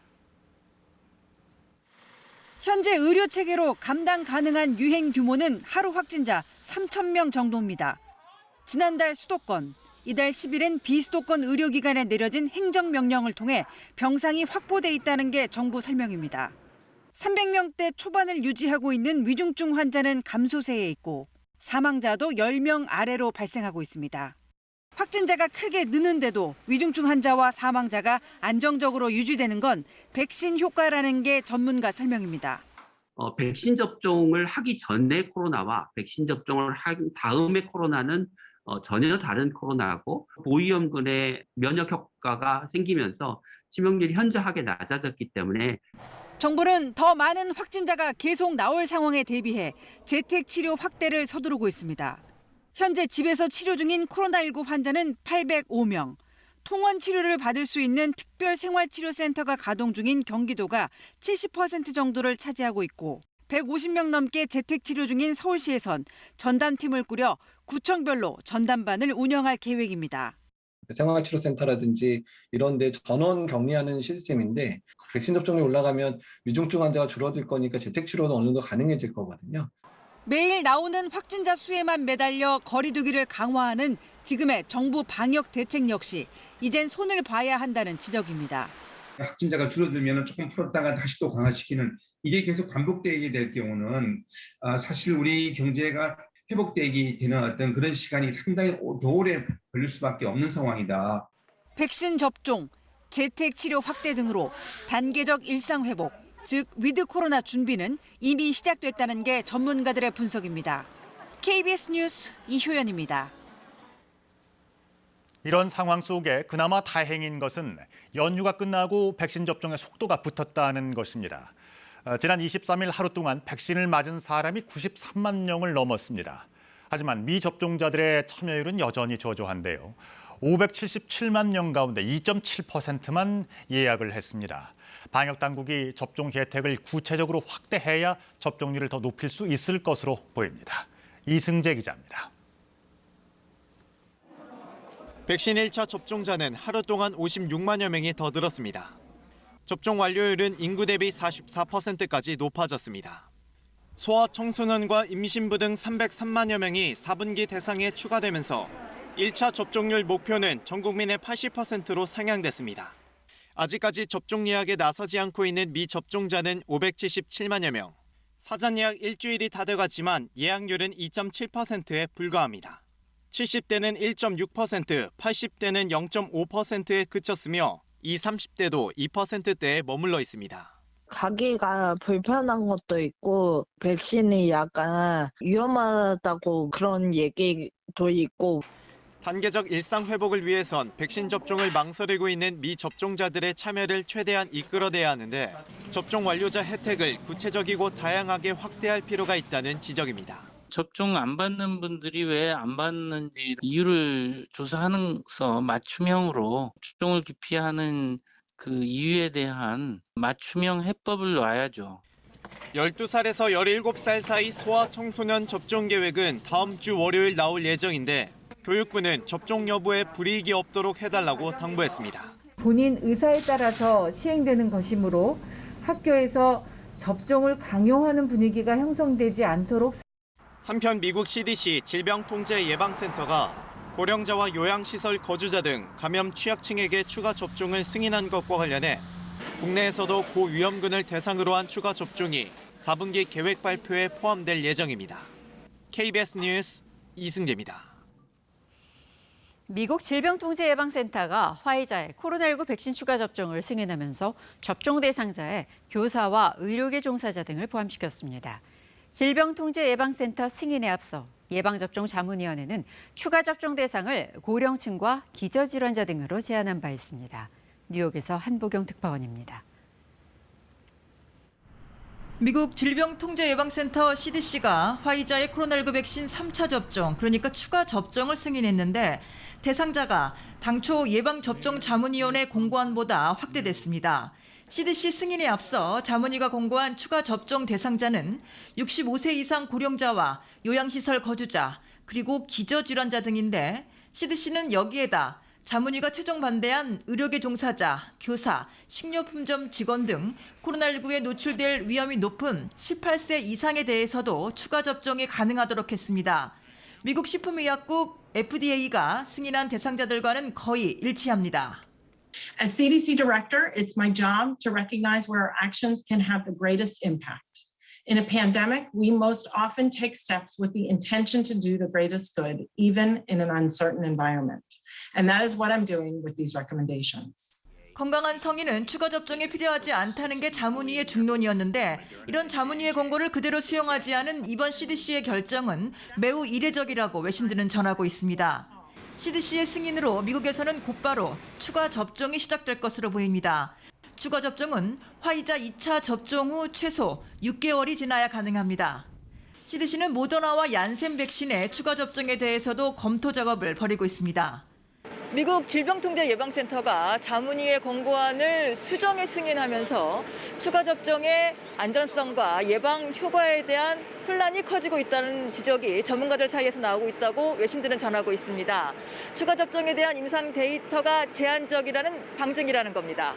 뉴욕에서 KBS 뉴스 한보경입니다. 문재인 대통령이 종전선언 제안에 대해 북한 김여정 부부장이 흥미로운 제안이라고 답했습니다. 문 대통령의 유엔 연설 이틀 만에 반응이 나온 건데요. 하지만 대북 적대시 정책과 이중 기준부터 먼저 철회돼야 한다며 선결 조건을 분명히 했습니다. 정유진 기자의 보도입니다. 흥미있는 제안이고 좋은 발상이다. 김여정 북한 노동당 부부장은 문 대통령의 종전선언 제안을 일단 이렇게 평가했습니다. 하지만 분명한 조건을 달았습니다. 지독한 적대시 정책, 불공평한 이중 기준부터 먼저 철회돼야 한다고 선결 조건을 제시했습니다. 특히 한국과 미국이 스스로의 군사행동은 미화하면서 자신들의 행동은 매도한다며 이중적, 적대적 태도를 버리라고 요구했습니다. 이런 선결 조건이 마련돼야 의미 있는 종전을 선언할 수 있고 남북 간 건설적인 논의를 할 용의가 있다고도 했습니다.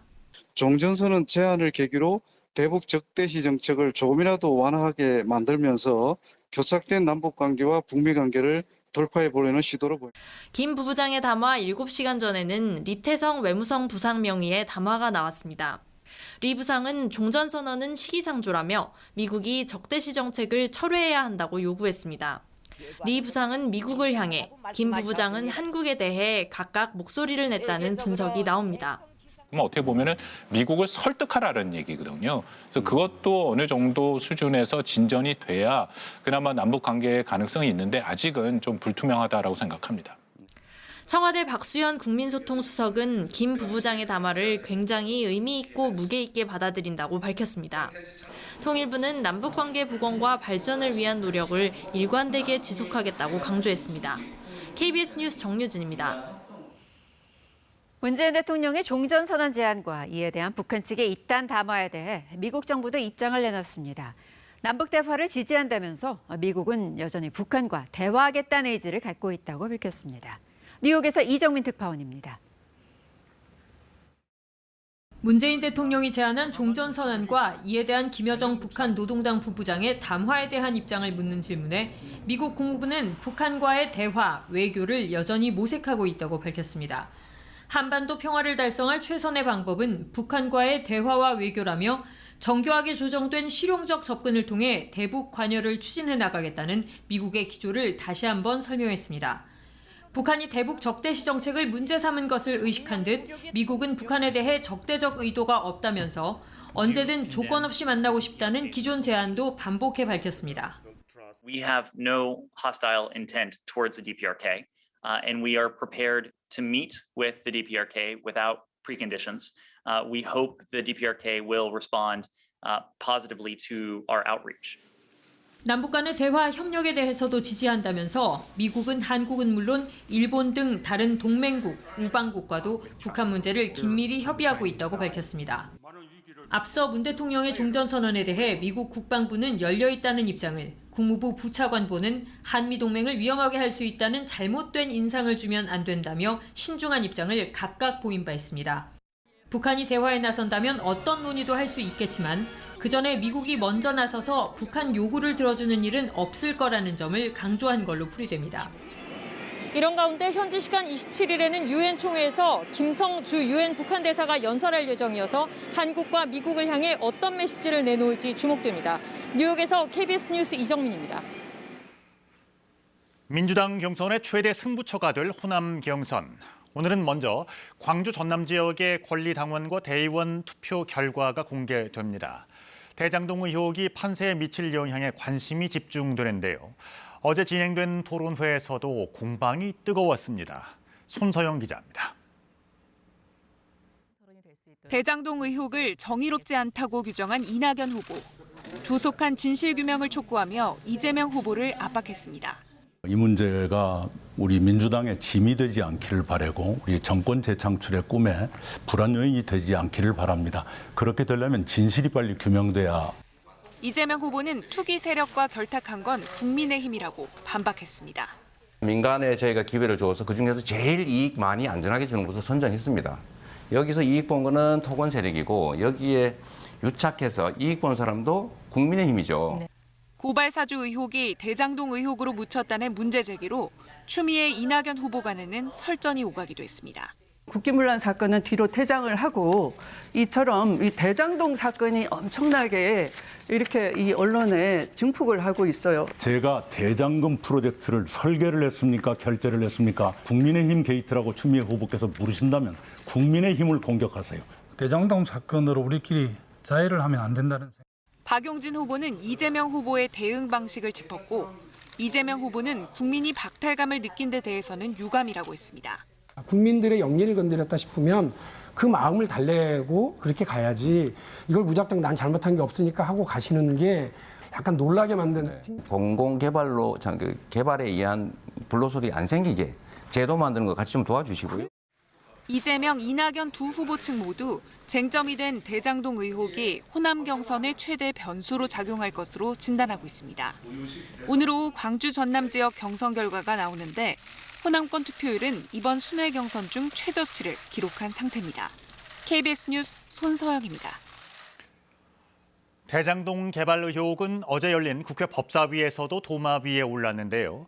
국민의힘은 이재명 후보의 배임 의혹을 제기하며 공세를 이어갔고 민주당은 윤석열 후보의 고발 사주 의혹을 부각하며 맞섰습니다. 안다영 기자입니다.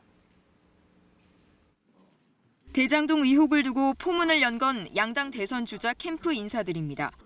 서로를 향해 적반하장이라고 했습니다. 배임 사건입니다. 6%밖에 안 갖고 있는 사람들이 수익의 대부분을 다 갖고 가잖아요. 이래놓고 이재명 후보가 적반하장격으로 모든 이익을 민간으로 가져가게 하려고 했던 것들이 바로 지금 국민의힘의 전신인 한나라당 때 일입니다. 사과하지 않고 적반하장격으로 국민의힘은 이재명 후보 연루 의혹을 부각했습니다. 이재명 지사와 이렇게 특수한 관계가 있다면 성남시장 이재명 씨가 그 당시에 지시했다고 해도 무방하겠죠. 누구 소유냐라는 문제 제기를 하셨고 특혜 의혹을 말씀하셨기 때문에 그 두 가지 측면의 실체 여부에 대한 판단을 해야 된다고 생각합니다. 고발 사주 의혹을 놓고는 공수가 뒤바뀌었습니다.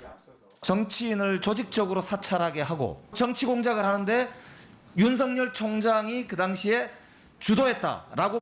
여당 정권 인사들이 몰고 가고 있는 이른바 검찰총장 고발 사주 의혹은 전혀 증거가 나오지 않았어요. 여야는 검찰과 공수처의 수사 진행 속도도 문제 삼았습니다. 국민의힘의 대선 경선 일정을 고려해서 수사하는 건 아니냐, 이런 또 국민적인 우려가 있을 수 있거든요. 박지원 국정원장도 지금 고발이 돼 있는데 이것도 빨리 결정하셔야 되는 거 아닙니까? 박범계 법무부 장관은 양당의 경선이 치열하니 신속하게 밝히겠다 했고, 김진욱 공수처장도 선거 영향을 줄이기 위해 최대한 빨리 수사를 끝내겠다고 했습니다. KBS 뉴스 안다영입니다. 한편 대장동 의혹의 핵심으로 떠오른 자산관리사 화천대유의 초기 사업자금 출처가 확인됐습니다. 또 다른 회사에서 수백억을 빌렸었는데요. 이 돈 대부분을 SK 행복나눔재단 최기원 이사장이 빌려주었던 것으로 드러났습니다. 이승철 기자입니다. 자본금 3억 원 남짓인 화천대유는 초기 운영 자금을 다른 회사에서 빌렸었습니다. 자금을 댄 곳은 투자자문회사 키넨파트너스로 2017년 기준으로 457억 원을 꿔줬습니다. 이 돈 역시 제3자로부터 빌린 돈이었습니다. 2016년 기준으로 400억 원을 대여했는데 빌려준 주체는 개인 3이라고만 적혀 있습니다. 이 인물이 최태원 SK그룹 회장의 동생, 최기원 SK 행복나눔재단 이사장으로 확인됐습니다.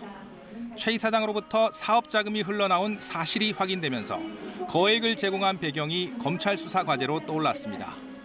SK 측은 최 이사장이 돈을 빌려준 것은 맞지만 화천대유에 투자됐는지는 몰랐고 아직까지 원금은 물론 이자도 제대로 받지 못했다고 전했습니다. 대장지구 개발 사업을 주도한 유동규 전 성남도시개발공사 기획본부장은 취재진 접촉을 피해오다 한 언론사와 인터뷰를 했습니다. 수익 배당 구조 특혜 의혹에 대해 민간 자본으로 사업을 해야만 했다며 성남시와 도시개발공사 용역으로 짜여진 구조라며 누가 정한 게 아니라고 해명했습니다. 또 다른 핵심 인물로 꼽히는 남모 변호사는 미국에 체류 중인 것으로 알려졌습니다.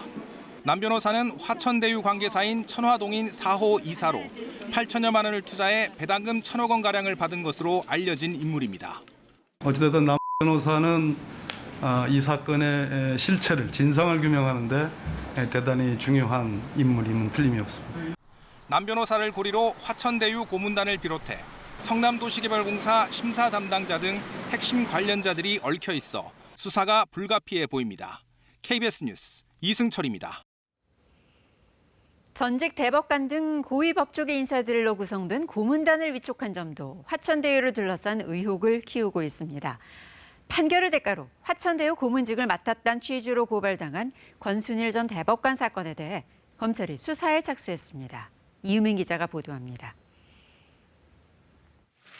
권순일 전 대법관은 퇴임 전인 지난해 7월 이재명 경기지사의 선거법 위반 혐의 사건에서 무죄 취지의 의견을 냈습니다. 이후 권 전 대법관은 대장동 의혹 핵심인 화천대유 고문으로 활동하며 매달 1,500만 원씩을 받은 것으로 알려졌습니다. 시민단체 등은 권 전 대법관이 이 지사 사건에 무죄 의견을 낸 대가로 고문이 된 거 아니냐며 검찰에 고발했습니다. 대검찰청은 사건을 서울중앙지검에 이첩하고 이례적으로 직접 수사하라고 지휘했습니다. 4차 장사나 직접 수사 부서인 경제범죄형사부에 사건이 배당됐습니다. 지금까지 공개된 화천대유 고문단은 권 전 대법관을 비롯한 전직 고위 법조계 인사들입니다. 김수남 전 검찰총장과 강찬우 전 수원지검장, 박영수 전 특별검사 등입니다. 국정농단 사건 최서원 씨의 1, 2심 변호를 맡았던 이경재 변호사도 5년 전부터 법률 고문으로 활동한 것으로 확인됐습니다. 이들은 모두 화천대유 관련 활동은 정상적인 자문 계약에 따른 것이라고 주장하고 있습니다. 화천대유는 권 전 대법관의 경우 송전탑 지중화 문제와 관련해 위촉했다고 밝힌 바 있습니다. 자산관리회사 화천대유가 고위 법조계 인물들로 고문단을 꾸린 목적이 무엇인지 선뜻 납득하기 어렵다는 지적이 나옵니다.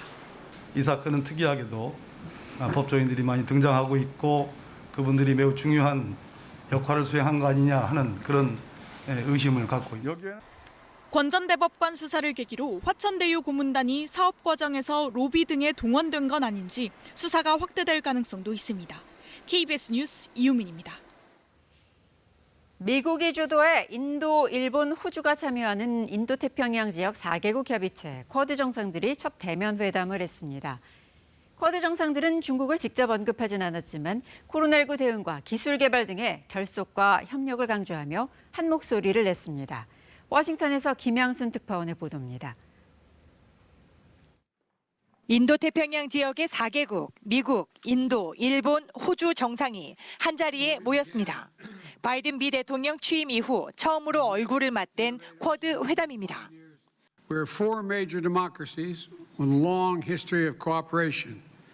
We know how to get things done, and we are up to the challenge.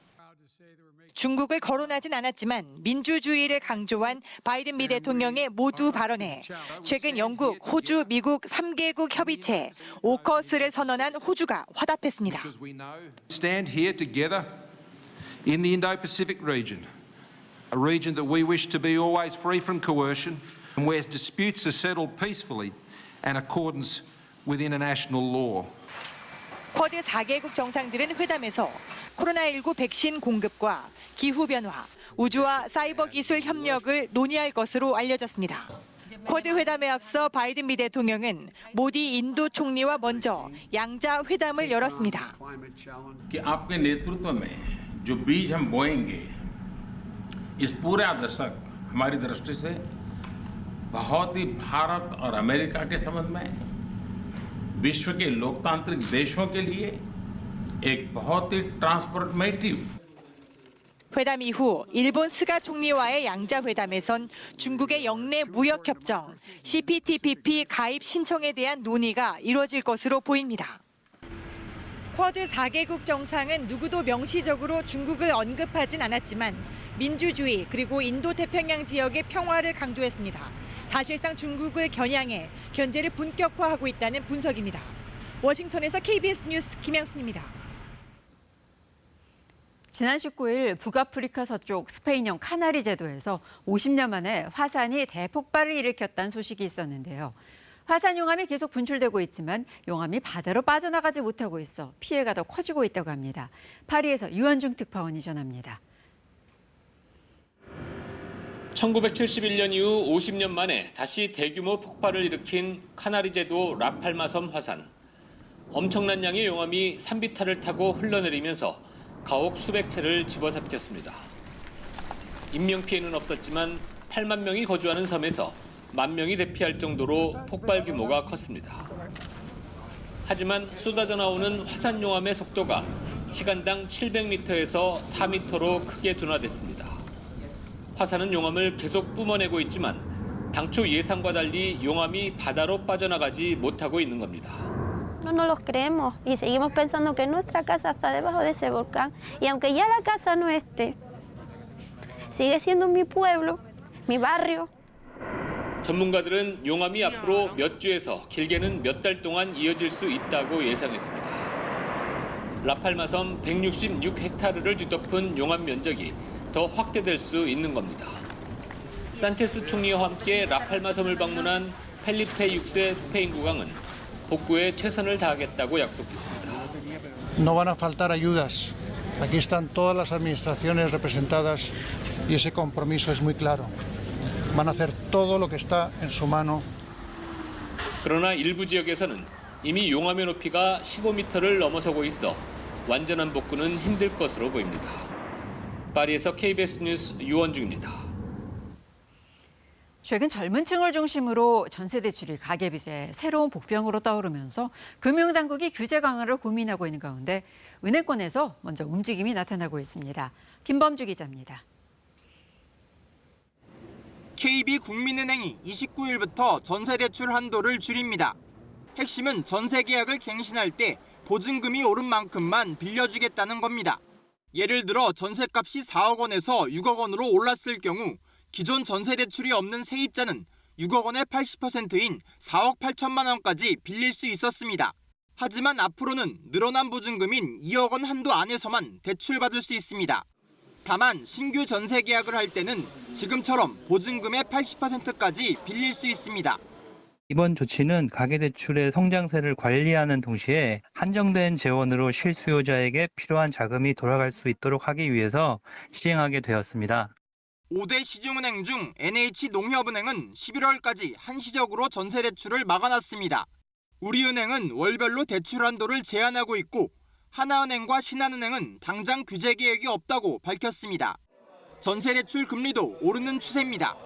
지난달 말 기준 은행권 평균 금리가 연 2.85%로 연초에 비해 0.32%포인트 올랐고 기준금리 결정에 따라 추가 인상 가능성도 큽니다. 전세 대출 한도는 줄이고 금리는 높이는 방향으로 은행권이 움직이고 있는 겁니다. 원래 자금 위의 목적으로 활용되는 것들을 차단하려는 목적이 더 강한 것 같다는 느낌이 있거든요. 소위 말해서 빅2 차단용 대책이라고 봐야죠. 다음 달 가계부채 대책 발표를 앞두고 금융당국은 은행별 전세대출 추이와 실수요자 반응을 보면서 추가 규제 여부를 결정할 것으로 보입니다. KBS 뉴스 김범주입니다. 주말인 오늘도 완연한 가을을 만끽하기 좋겠습니다. 어제보다 구름이 많이 끼긴 하겠지만 활동하기 무난하겠습니다. 다만 큰 일교차는 주의하셔야겠습니다. 오늘 서울의 아침 기온 18.7도로 출발했는데요. 한낮 기온은 25도 예상됩니다. 지금 동해안 지역에는 비가 내리고 있습니다. 동해안 지역은 낮까지 산발적으로 비가 오락가락 내릴 텐데요. 비의 양은 5에서 20mm 정도로 양이 많지는 않겠습니다. 또 제주도와 일부 영남 내륙 지역에도 5mm 미만의 비가 살짝 지나겠고 빗방울이 떨어지는 곳이 있겠습니다. 지금 내륙 지역에는 안개가 짙게 끼어 있습니다. 특히 남부 내륙 지역을 중심으로는 가시거리가 200m 안팎까지 좁혀져 있는데요. 기온이 오르면서 안개는 빠르게 걷히겠습니다. 현재 기온은 어제 아침보다 1도에서 5도가량 높습니다. 포항이 22.6도, 제주는 22.7도 가리키고 있고요. 한낮에는 서울 25도, 강릉과 포항이 23도, 대전 25도, 제주 27도로 어제보다 1도에서 3도가량 기온이 낮겠습니다. 바다의 물결은 동해와 남해상에서 최고 3.5m까지 높게 일겠고요. 특히 해안 지역에서는 너울성 파도를 주의하셔야겠습니다. 일요일인 내일은 전국에 비 소식 없이 쾌청한 날씨 예상됩니다. 날씨 정보 전해드렸습니다. 지난달 말 서울 송파구 일대에서 여성 2명을 살해한 혐의를 받는 강윤성이 재판에 넘겨졌습니다. 검찰은 강 씨가 반사회적 인격장애, 즉 사이코패스인 것으로 판단된다고 밝혔습니다. 윤현서 기자의 보도입니다. 전자발찌를 훼손하고 여성 2명을 살해한 혐의를 받고 있는 56살 강윤성. 구속영장 심사 당시 취재진에게 발길질을 하는 등 폭력적인 반응을 보였습니다. 내가 더 많이 죽이지 못한 게 한이 된다. 반상 거절하지 않는 겁니까? 당연히 반상 안 하지. 검찰은 강 씨 심리를 분석한 결과 반사회적 인격장애인 사이코패스로 판단된다고 밝혔습니다. 평소 사회에 대해 피해의식을 갖고 있던 강 씨가 피해자들을 이용수단으로 여기고 조종하려 했다는 겁니다. 범법 행위로 이득을 취하는 데 문제의식이 없고 돈에 대한 과도한 집착이 있는 것으로 파악됐다고 설명했습니다. 실제로 지난 5월 출소의 기초수급자였던 강 씨는 재력가 행세를 하며 주변 사람들로부터 돈을 빌려 유흥비 등으로 썼습니다. 빚 독촉을 받자 첫 번째 피해 여성인 A씨로부터 금품을 빼앗을 목적으로 범행을 계획했고 A씨가 이를 거부하자 살해했습니다. 이어 자신에게 2천여만 원을 빌려준 B씨가 돈을 갚지 않으면 경찰에 신고하겠다고 하자 B씨마저 살해했습니다. 검찰은 A씨를 살해한 혐의에 대해선 강도살인, B씨 살해 혐의에는 살인죄를 각각 적용했습니다. 다만 검찰은 강 씨가 제3의 여성을 살해하려 했다는 혐의에 대해선 허위 과장 진술로 판단했습니다. KBS 뉴스 윤현서입니다. 파산 위기 속에 세계 증시를 들썩이게 했던 중국의 부동산 재벌 헝다그룹이 결국 달러채 이자를 기한 내에 갚지 못했습니다. 일각에서는 시간 끌기에 들어갔다는 평가도 나오고 있는데 중국 정부가 언제 어떤 방식으로 개입할지 관심이 쏠립니다. 베이징 조성원 특파원입니다. 연일 투자자들의 항의가 빗발치던 헝다그룹 본사는 겉으론 질서를 되찾았습니다. 하지만 헝다는 만기가 도래한 달러 채권의 이자를 제때 지급 못한 것으로 알려졌습니다. 우리 돈 990억 원 규모입니다. 계약서상 30일 유예 기간이 있지만 그동안에도 유동성 위기를 해결 못하면 공식적으로 채무 불이행 상태가 됩니다. 앞서 위안화 채권 이자는 해결했다고 헝다가 발표했는데 이는 사적 협상을 통한 기한 연장 등으로 해석됩니다. 그동안 배당을 통해 수조 원을 챙긴 쉬자인 헝다 회장 등 회사 측이 이 기간 어떤 책임 있는 대책을 내놓을지가 우선 관심사입니다. 헝다의 고위 간부들은 위기 전 미리 투자금을 빼돌렸다는 비난도 받고 있습니다. He is the CEO of Honda Finance Company, and he took out his money in advance.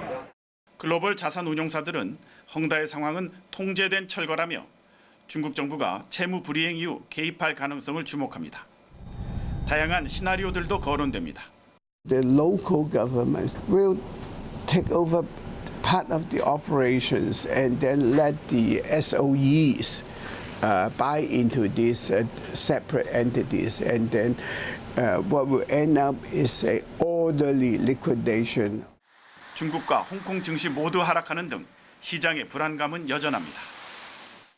중국에서 부동산 시장은 가계 자산의 40%를 차지할 정도로 비중이 큽니다. 이 때문에 중국 당국과 시장 모두 헝다 위기가 어떻게 확산될지 예민하게 주시하고 있습니다. 베이징에서 KBS 뉴스 조성원입니다. 4대강 사업으로 설치됐던 공주보는 생태계 복원 등을 위해 수문이 개방됐는데요. 그런데 공주시가 오늘부터 열릴 역사문화축제인 백제문화제를 위해 다시 수문을 닫고 물을 가두자 환경단체가 반발하고 있습니다. 이몽열 기자의 보도입니다. 유네스코 세계유산인 공주 공산성을 끼고 흐르는 금강입니다. 강물 위에는 임시 제작한 부교와 황포 돛배 등이 곳곳에 들어섰습니다. 2년 전 공주 금강보의 상시 개방으로 최근까지 모래톱이 훤히 드러날 정도로 수심이 낮았지만 공주보 수문을 닫아 담수를 하면서 설치한 겁니다. 환경단체는 공주시가 공주보를 개방한 상태에서 축제 행사를 진행하기로 해놓고 약속을 어겼다며 반발하고 있습니다. 자연유산인 금강을 함부로 홀대하면서 무령왕의 개원을 운운하는 것은 어불성설입니다. 올해 초 국가물관리위원회에 공주보 부분 철거 결정에 반해 담수를 승인한 환경부에 대해서도 비판했습니다. 금강만 간신히 열어서 생태가 간신히 살아나고 있는데 이걸 또 막아버려가지고. 공주시는 백제문화제 대표 행사인데다 시설물 설치 안전과 경관 확보를 위해 담수가 불가피하다는 항변입니다. 미르섬 앞에 또 하나 섬이 생겼습니다. 그 섬 아래쪽에는 보통 30-40cm 뭐 이런 정도밖에 안 돼갖고 도저히 배가 운행하기 어렵다는 판단하에 백제문화제를 위해 공주보를 닫는 기간은 20여일가량. 성공적인 축제 행사가 먼저냐, 생태계 보전이 더 우선이냐를 놓고 또다시 논란이 일고 있습니다. KBS 뉴스 임홍렬입니다. 환경부 블랙리스트 사건으로 1심에서 실형을 선고받은 김은경 전 환경부 장관에게 항소심도 실형을 선고했습니다. 일부 혐의가 무죄로 뒤집혀 형량은 다소 줄었는데요. 이정원 기자가 보도합니다. 지난 정부에서 임명된 산하기관 임원들에게 물러나라고 요구하고 그 자리에 청와대와 환경부 추천 인사를 채용하도록 개입한 혐의 등으로 재판에 넘겨진 김은경 전 환경부 장관. 1심은 징역 2년 6개월을 선고하고 법정 구속했습니다. 산하기관 임원 12명에게 사표를 내게 해 직권을 남용했다는 혐의 등을 유죄로 인정했습니다. 항소심도 유죄 판단을 내렸지만 12명 가운데 4명에 대해서만 혐의를 인정했습니다. 나머지 8명은 당시 이미 임기가 끝난 상태여서 연임 조치 없이 사표를 요구하는 게 죄가 될 수는 없다는 겁니다. 내정된 인사를 앉히려고 임원 추천위원회 위원인 환경부 공무원들을 압박했다는 혐의 등도 1심과 달리 무죄로 뒤집혔습니다. 제출된 증거만으로는 김 전 장관이 면접 심사를 방해했다고 보기 어렵다고 판단했습니다. 다만 사표 제출을 거부한 임원에 대해 표적 감사를 벌인 혐의는 직권남용이 인정된다고 봤습니다. 그러면서 1심보다 다소 줄어든 징역 2년을 선고하고 김 전 장관이 낸 보석 청구를 기각했습니다. 재판부는 김 전 장관이 공공기관 채용 과정에 대한 국민들의 불신을 야기했다고 비판했습니다. 김 전 장관 측은 판결문을 검토한 뒤 상고 여부를 결정할 예정입니다. 많은 부분이 무죄로 판단되었는데도 불구하고 구속 기간이 8개월이 가까워지고 있는데 형이 좀 세다. 재판부는 같은 혐의로 기소된 신미숙 전 청와대 균형인사 비서관도 징역 1년에 집행유예 3년으로 감형했습니다. KBS 뉴스 이정훈입니다. 새 제품인 줄 알고 쿠팡에서 노트북 컴퓨터를 샀는데 다른 사람이 찍은 사진이 들어있었다면 어떨까요? 이런 일이 실제로 벌어졌지만 판매사인 쿠팡과 제조사인 애플 모두 어떻게 된 일인지 설명을 못하고 있습니다. 박찬 기자입니다. 한모 씨는 지난주 쿠팡에서 150만 원을 내고 애플 맥북 에어를 샀습니다. 초기 설정을 마치고 사진 앱에 들어갔는데 모르는 여성들 사진이 있었습니다. 엄청 깜짝 놀랐죠. 여성분들이 막 움직이시고 놀라시고 하는 이런 사진들이 들어있어서 저희 사생활이 침해를 받고 있는 건가 하는 그런 공포심. 제품 상자에 적힌 제조일은 이번 달인데 사진이 촬영된 날짜는 지난해 9월입니다. 한 씨가 주문한 상품 안내 페이지에는 새 제품이라고 명시돼 있습니다. 중고 맥북을 새 제품으로 속인 것 아니냐고 쿠팡 측에 항의했지만 이유를 모른다는 답만 들었습니다.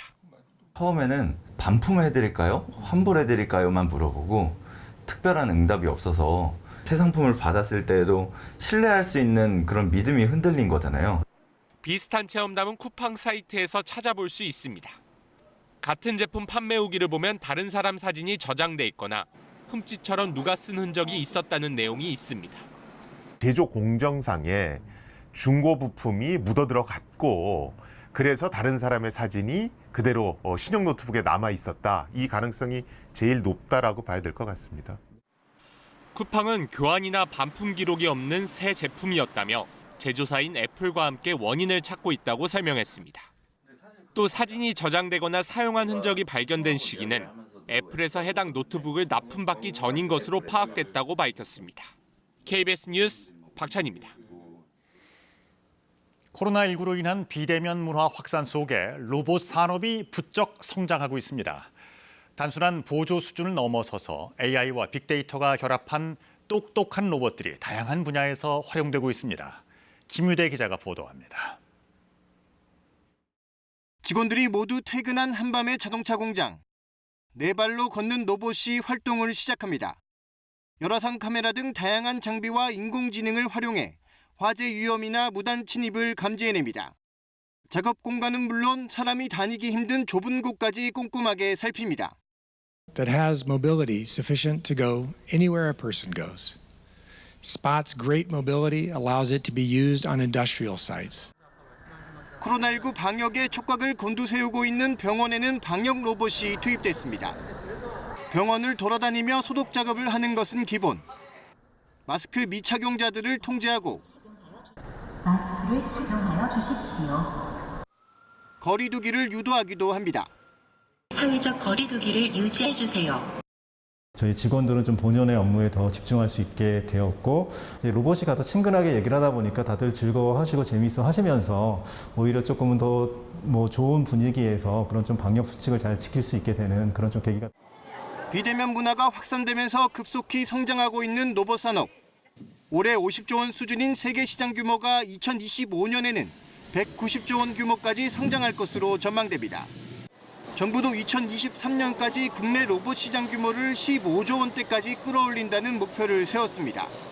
과거에는 로봇이 주로 공장에서 제조용으로 많이 쓰였습니다. 코로나 팬데믹 이후에 로봇이 우리 생활 속으로 아주 가까이 다가왔고 다만 로봇 보급 확산으로 인한 일자리 감소 우려는 해결해야 할 과제로 지적됩니다. KBS 뉴스 김유대입니다. 프로야구 NC 선수들이 방역 수칙을 위반해 술자리를 가졌다가 경찰의 수사를 받았는데요. 경찰은 역학조사를 방해한 혐의로 NC 현직 선수 3명을 포함해서 모두 7명을 검찰에 송치했습니다. 전현우 기자입니다. 검찰로 넘겨진 프로야구 NC 선수들은 이명기, 권희동, 박성민 등 3명입니다. 이들은 지난 7월 5일 밤부터 다음 날 새벽까지 서울 강남 한 호텔방에서 일반인 여성 2명과 함께 모두 6명이 모여 술을 마셨습니다. 방역 수칙으로 5명 이상 모임이 금지된 상황이었습니다. 이후 코로나19에 확진됐는데 역학조사 과정에서 동선을 속인 혐의를 받고 있습니다. 강남구청은 지난 7월 14일 경찰에 수사를 의뢰했습니다. 외부인하고 있던 접촉한 부분들을 제대로 진술을 안 했습니다. 그 자체 진술을 안 했어요. 그래서 저희들은 이제 몰랐지. NC 박민호는 함께 술자리에 있었지만 백신 접종 완료자여서 이번 수사에서 제외됐습니다. 경찰은 한화의 윤대경 주연상과 키움의 한현희 안우진도 조사했지만 불송치했습니다. 이들은 NC 선수들보다 하루 먼저 이 호텔에서 같은 여성들을 만났습니다. 해당 선수들은 처음엔 기억이 나지 않는다고 말했지만 이후 동선을 인정했고 역학조사를 방해했다고 볼 증거도 충분치 않다고 경찰은 판단했습니다. 경찰은 이들 외에도 역학조사 과정에서 동선을 숨긴 혐의로 전직 프로야구 선수 김모 씨와 여성 1명도 검찰에 넘겼습니다. 방역 수칙을 어기고 술자리를 가진 행위에 대해서는 강남구청이 과태료를 부과했습니다. KBS 뉴스 전현우입니다. 프로야구 키움이 이번 시즌 기용하지 않겠다던 약속을 뒤집고 안우진을 출전시켜 논란인데요. 홍원기 감독은 죄송하다면서도 팀을 위해서라고 밝혔는데 키움 구단은 감독에게 책임을 돌렸습니다. 하무른 기자의 보도입니다. 방역수칙 위반 논란을 일으킨 안우진의 징계가 끊어도 이번 시즌엔 기용하지 않겠다고 선언한 홍원기 감독. 하지만 홍 감독은 한 달 만에 자신의 말을 뒤집었습니다. 안우진의 징계가 끝나자마자 1군 경기에 선발 등판시킨 겁니다. 홍 감독은 입장을 바꾼 이유로 팀을 들었습니다. 구단 구성원 모두 가을 야구 진출을 위해 애쓰는 상황에서 자신의 입장만 생각할 수 없었다는 겁니다. KBS의 공식 인터뷰 요청을 거절한 키움 구단은 안우진의 복귀는 홍 감독의 결정을 존중한 것이라는 입장을 전했습니다. 홍원기 감독의 결정이라고 책임을 돌렸지만 결국 키움 구단이 성적을 앞세워 팬들과의 약속을 어긴 것입니다. 복귀해서 지금 공을 잘 던지는 것과 별개로 사회적 물의를 일으킨 만큼 자숙의 시간이 아직 좀 더 필요하지 않나라는 생각이 듭니다. 키움은 3년 전에도 학교폭력 전력이 드러난 안우진을 징계가 끝나자마자 1군에 기용해 비판을 받은 바 있습니다. 당장의 성적만 바라보다 더 소중한 팬들의 신뢰를 잃는 건 아닌지 생각해 볼 대목입니다. KBS 뉴스 하무림입니다. 이어서 한국도로공사 연결해서 주말 아침 교통 상황 알아보겠습니다. 요즘 날씨 집에만 있기 아깝다는 생각이 절로 들게 할 정도입니다. 깊어가는 가을을 느끼기 위해 주말 동안 나들이 계획 세우신 분들도 많을 것 같은데요. 충청 이남으로 이동할 때 경부선 많이들 이용하시죠. 오늘 경부선 부산 방향 경기권에서는 기흥에서 안성 분기점, 충청권에서는 북천안에서 옥산 분기점 사이로 속도가 떨어지겠습니다. 지금은 경기권을 중심으로 교통량이 서서히 증가하고 있습니다. 경부선 부산 쪽으로는 우산에서 남사까지 6km 정체인데 신탄진에서 한남대교 남단 사이로는 주말 버스 전용 차로제가 시행 중이니까 잘 지켜주시고요. 중부고속도로 남이 방향으로는 호법분기점에서 모가 사이 3km 구간 속도 떨어집니다. 오늘 가장 먼저 정체가 시작된 노선이죠. 광주 원주선 원주 방향 초월 부근에서 짧게 주춤하고요. 영동고속도로 강릉 쪽 용인 부근에서 3km 구간 밀립니다. 전좌석 안전띠 착용 잘해주시고요. 고속도로 교통방송이었습니다.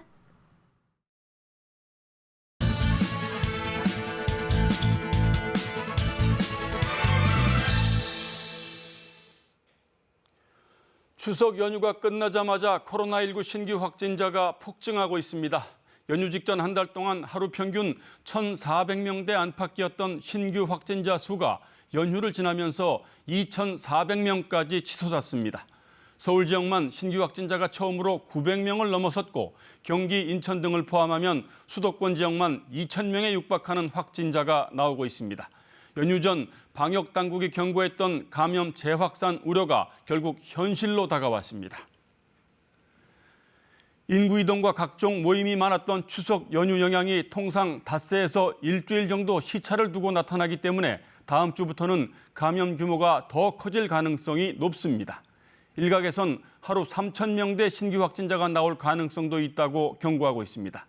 방역당국은 조금이라도 의심 증상이 있는 국민들은 일상 업무로 복귀하기 전에 진단검사를 꼭 받아달라고 당부하고 있습니다. 또 당분간 개인적 만남이나 모임도 최대한 자제해달라고 거듭 요청하고 있습니다. 문제는 이런 확산세가 계속되면 정부가 계획하는 10월 말 11월 초 단계적 일상회복 목표가 더 늦춰질 수 있다는 점입니다. 일상회복 시기를 앞당기기 위해서 무엇보다 중요한 건 바로 백신 접종률입니다. 현재 백신 1차 접종률은 약 72% 수준이고 2차까지 접종을 마친 접종 완료율은 약 44% 수준입니다. 방역체계 전환을 위해서 필요한 접종 완료율이 65세 이상 고령층의 약 90%, 성인의 80%, 전 국민의 70% 수준임을 감안할 때 아직도 많이 부족한 수치입니다. 정부가 만 18세 이상 성인 미접종자 558만여 명에 대해서 이달 말까지 꼭 접종 예약을 해달라고 당부하고 있는 이유입니다. 그러나 현재 성인 미접종자의 사전 예약률은 약 2.7%로 15만 명 수준에 머물고 있습니다. 위드 코로나 계획이 연착륙하기 위해서는 지금의 확산세를 잡는 게 중요합니다. 따라서 백신 접종 속도를 더 높여야 합니다. 정부는 성인 미접종자들을 이끌어낼 접종 유인책을 서둘러 마련하고 소아와 청소년에 대한 접종 계획도 확정해야 합니다. 아직도 접종을 꺼리는 미접종자들은 본인 건강과 공동체 안전을 위해서라도 백신 접종에 적극적으로 나서야 할 것입니다. 뉴스 해설이었습니다.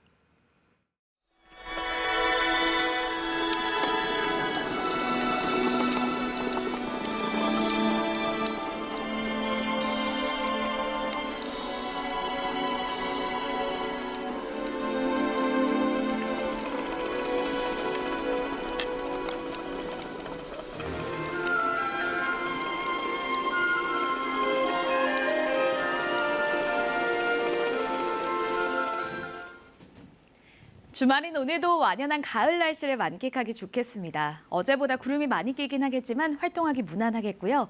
일교차가 크게 벌어지겠습니다. 서울의 낮 기온 25도 예상됩니다. 지금 동해안 지역에는 산발적으로 비가 내리고 있습니다. 오늘 낮까지 5에서 20mm 정도의 비가 오락가락 내리겠고요. 제주에도 낮 동안 5mm 미만의 비가 살짝 지나겠습니다. 또 영남 내륙 지역에도 산발적으로 빗방울이 떨어지는 곳이 있겠습니다. 지금 남부 내륙 지역으로는 여전히 안개가 짙게 끼어 있습니다. 기온이 오르면서 거치긴 하겠지만 그때까지는 앞차와의 간격 넉넉하게 두시고 안개 등도 적절히 활용해 주셔야겠습니다. 현재 기온은 어제 아침보다 조금 높고요. 한낮 기온 어제보다 1도에서 3도가량 낮겠습니다. 날씨 정보 전해드렸습니다. 토요일 아침 KBS 뉴스광장 마칩니다. 건강하고 즐거운 주말 보내시기 바랍니다. 고맙습니다.